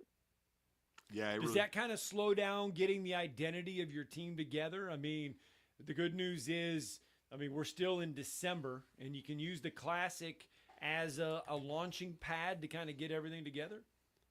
Absolutely. And again, like I said, this year's a unique deal where we had a couple kids transfer in, so we actually have more basketball guys this year to try to build the identity early. But it absolutely does. It's funny you bring that up. I told my team the other day, you can turn, say, Huntsville on, and you know what their exact identity is. They're going to be a max effort team. They're going to play hard. They're very skilled. It shoots off the page. And, I told my guys, I said, you couldn't even tell me what we're good at right now. I mean, on some days we're decent at this, and our identity is supposed to be defense, toughness, and rebound. And that's what we've been back to at practice. So you are correct. And I will say that's the one area the football guys automatically pick up instantly is the hustle stuff, the toughness stuff, the hard hat points. We do all that as well. We chart all the hard hat stuff. Nate Oates charts as well. So they roll in with that stuff really well. Where we will typically struggle early is getting those guys' skill level back up to par, and that takes a little bit to do so. Well, and Denton, I know your team is continuing to evolve and develop. We asked this about Rhett Harrelson. He sets his area schedule up after January because he has a lot of football kids. Your schools are kind of similar in the way they're set up. You'll play Enterprise in the first round. But have you started area play in 5A Area 10, or are you waiting until January? How's that worked out? January. We've only played one 5A game, period. Right. We played a school called Springville, and beat them by 50. So, I mean, we'll play all of our area games in January. I've looked across the state to try to see who I thought was going to be really good. Gunnersville's exceptionally good, and for 5A. So we'll see. But, Rhett's a friend. Rhett's very similar in the sense of football guys. We played them guys this summer at the Hoover event. Yeah. We beat them this summer, but, summer don't mean anything. Got to beat them in season, right? But yeah. But Rhett does an exceptional job, and absolutely he's had some big-time football guys in that program as well. Yeah, no question. And then talk about, your squad. And I know you're coming to Huntsville tonight. Is this the last game before the Classic, or are you guys playing somewhere this weekend? No, it is. This was finals week, and initially, we rescheduled this. That's right. That's right. Christian was going to that event, so I helped him out there with that. So we weren't. This was yesterday was the last day of finals, so we weren't supposed to schedule anything throughout finals week at Ramsey. That's not allowed. Academics before everything at Ramsey. But yes, sir. To answer your question, my whole plan is to give them off for Christmas with their family, and then refresh for the Classic and do the post-Christmas tournament. Well, we really look forward to it. It's going to be a great game tonight. Come see the Ramsey Rams if you want to see a quality basketball program that's been to 5 Final Fours in 9 years, and that's really in 8 years. This is the 9th year, I believe, for Coach Denton Johnson at Ramsey. He's done an outstanding job building this program into a perennial contender. And, again, you'll be able to see them in that high-level matchup with Enterprise. It'll be a 6 o'clock game. It'll be the second-to-last game of day one. 2 outstanding teams that are going to be ranked in the near the top of the state polls in 5A and in 7A when you're talking about Enterprise and Ramsey. But, Coach, safe travels tonight. I look forward to seeing you. I always enjoy watching your team. We certainly are looking forward to you taking on Huntsville. And then we're looking forward to seeing you in a few days on the 26th. But, again, Merry Christmas, Happy Holidays to you, and we look forward to seeing you tonight. And we appreciate the time always talking some Ramsey Rams basketball. Yes, sir. Thank you for having me, and we look forward to coming to the Rocket City tonight and definitely the tournament. And thank you guys for what you guys do for basketball. Appreciate it, Denton. Thank you, sir. Let's get our final break in. Tomorrow's headlines next.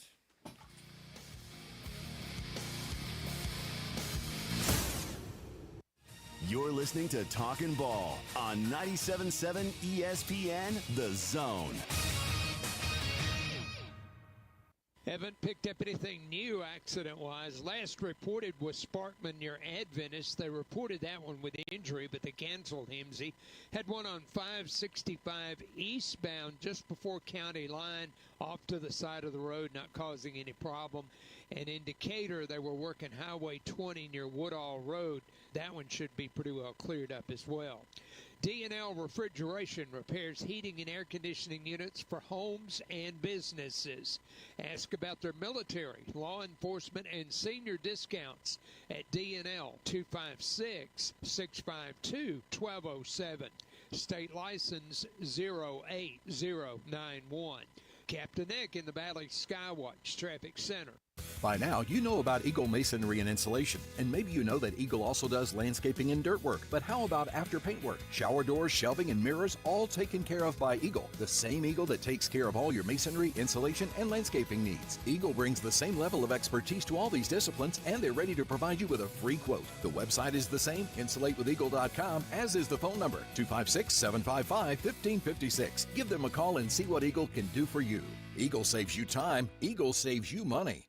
Specializing in simple and affordable rentals, McCurry Van and Car Rental can make sure you have just the right vehicle for your next family vacation, weekend getaway, or if you just need transportation while your vehicle is being repaired. McCurry carries Ford Transit vans and Mercedes Sprinter vans, trucks and work vans, and more. And they offer discounted rental rates for long-term rentals. Now with 4 locations: Athens, Muscle Shoals, Coleman, and Huntsville. Log on McCurryRentals.com to make your reservation now. That's McCurryRentals.com.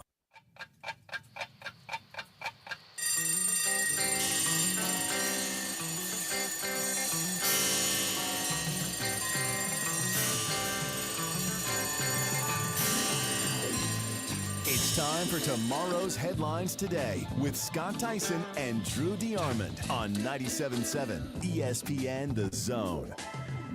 We had SWAC basketball last night as well. I want to make sure we just get this one in. Alabama A&M traveled down 65 to take on UAB last night. Oh, wow, Coach Kennedy. UAB got a win 96-67. Tony did play 23 minutes last night, had 12 points. He was in the starting lineup yesterday for UAB. And I'm trying to see. Butter. Yeah, he had 25 minutes and had 15 points last night. So our 2 Huntsville natives played well. Yeah. Ephraim Butta Johnson, the Grissom grad, and then, of course, Tony from Mae Jemison. Both of them shot the ball well last night. Tony, 4 of 7 from the floor, 2 of 3 from behind the arc, a perfect 2 of 2 from the free throw line. Butta was 4 of 7 from the floor, 4 of 5 from the three-point line, and 3 of 4 from the free throw line. To quote our great, PA guy at the Huntsville City Classic when Tony was playing and they won the tournament his senior year, a game so nice you got to say it twice. Name so nice. Yeah, Yes. Tony. Tony. And he's Tony Jr., his dad, Tony Sr., who played for Jack Doss at Butler. Wasn't there a group, Tony? Yes, there was. We've already been talking about that.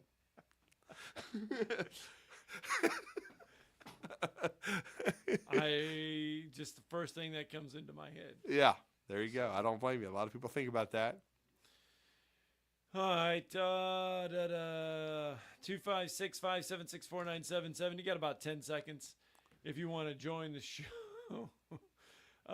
Real fast here on a Thursday morning. Again, don't forget, coming up tonight, UAH Charger basketball, 5:30, 7:30, Mississippi College in town. For some reason, the Chargers fall in the rankings despite winning ball Telling games. you, Ward Manual. They call that the Ward Manual from now on. You win and you drop. Is that what that's called? Yeah. It's called the Ward Manual. Auburn does pick up another transfer. This time they get LSU linebacker transfer Xavier Atkins out of the transfer portal. So that happened yesterday as well. And Alabama got Cameron Calhoun, a corner with 3 years of eligibility from Utah. I still think that's more of because Jalen Mbakwe likely moves to offense. Right. And I think Damani Jackson's still staying in school, and things can change. We'll see. But Cameron Calhoun, along with Kelby Collins, the two portal additions for Alabama. And Jake Dickert, officially the Wake Forest head coach. And did you see this about Washington State?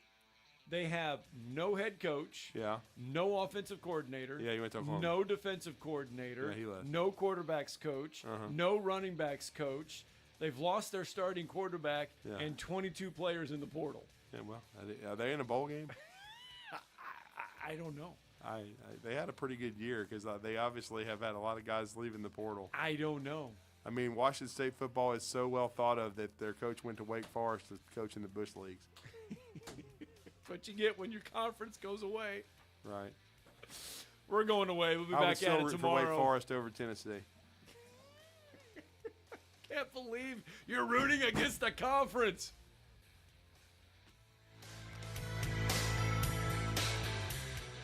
The state's largest orthopedic group is growing to meet the needs of the patients in our community. The Orthopedic Center has long been the most trusted name in orthopedics in North Alabama.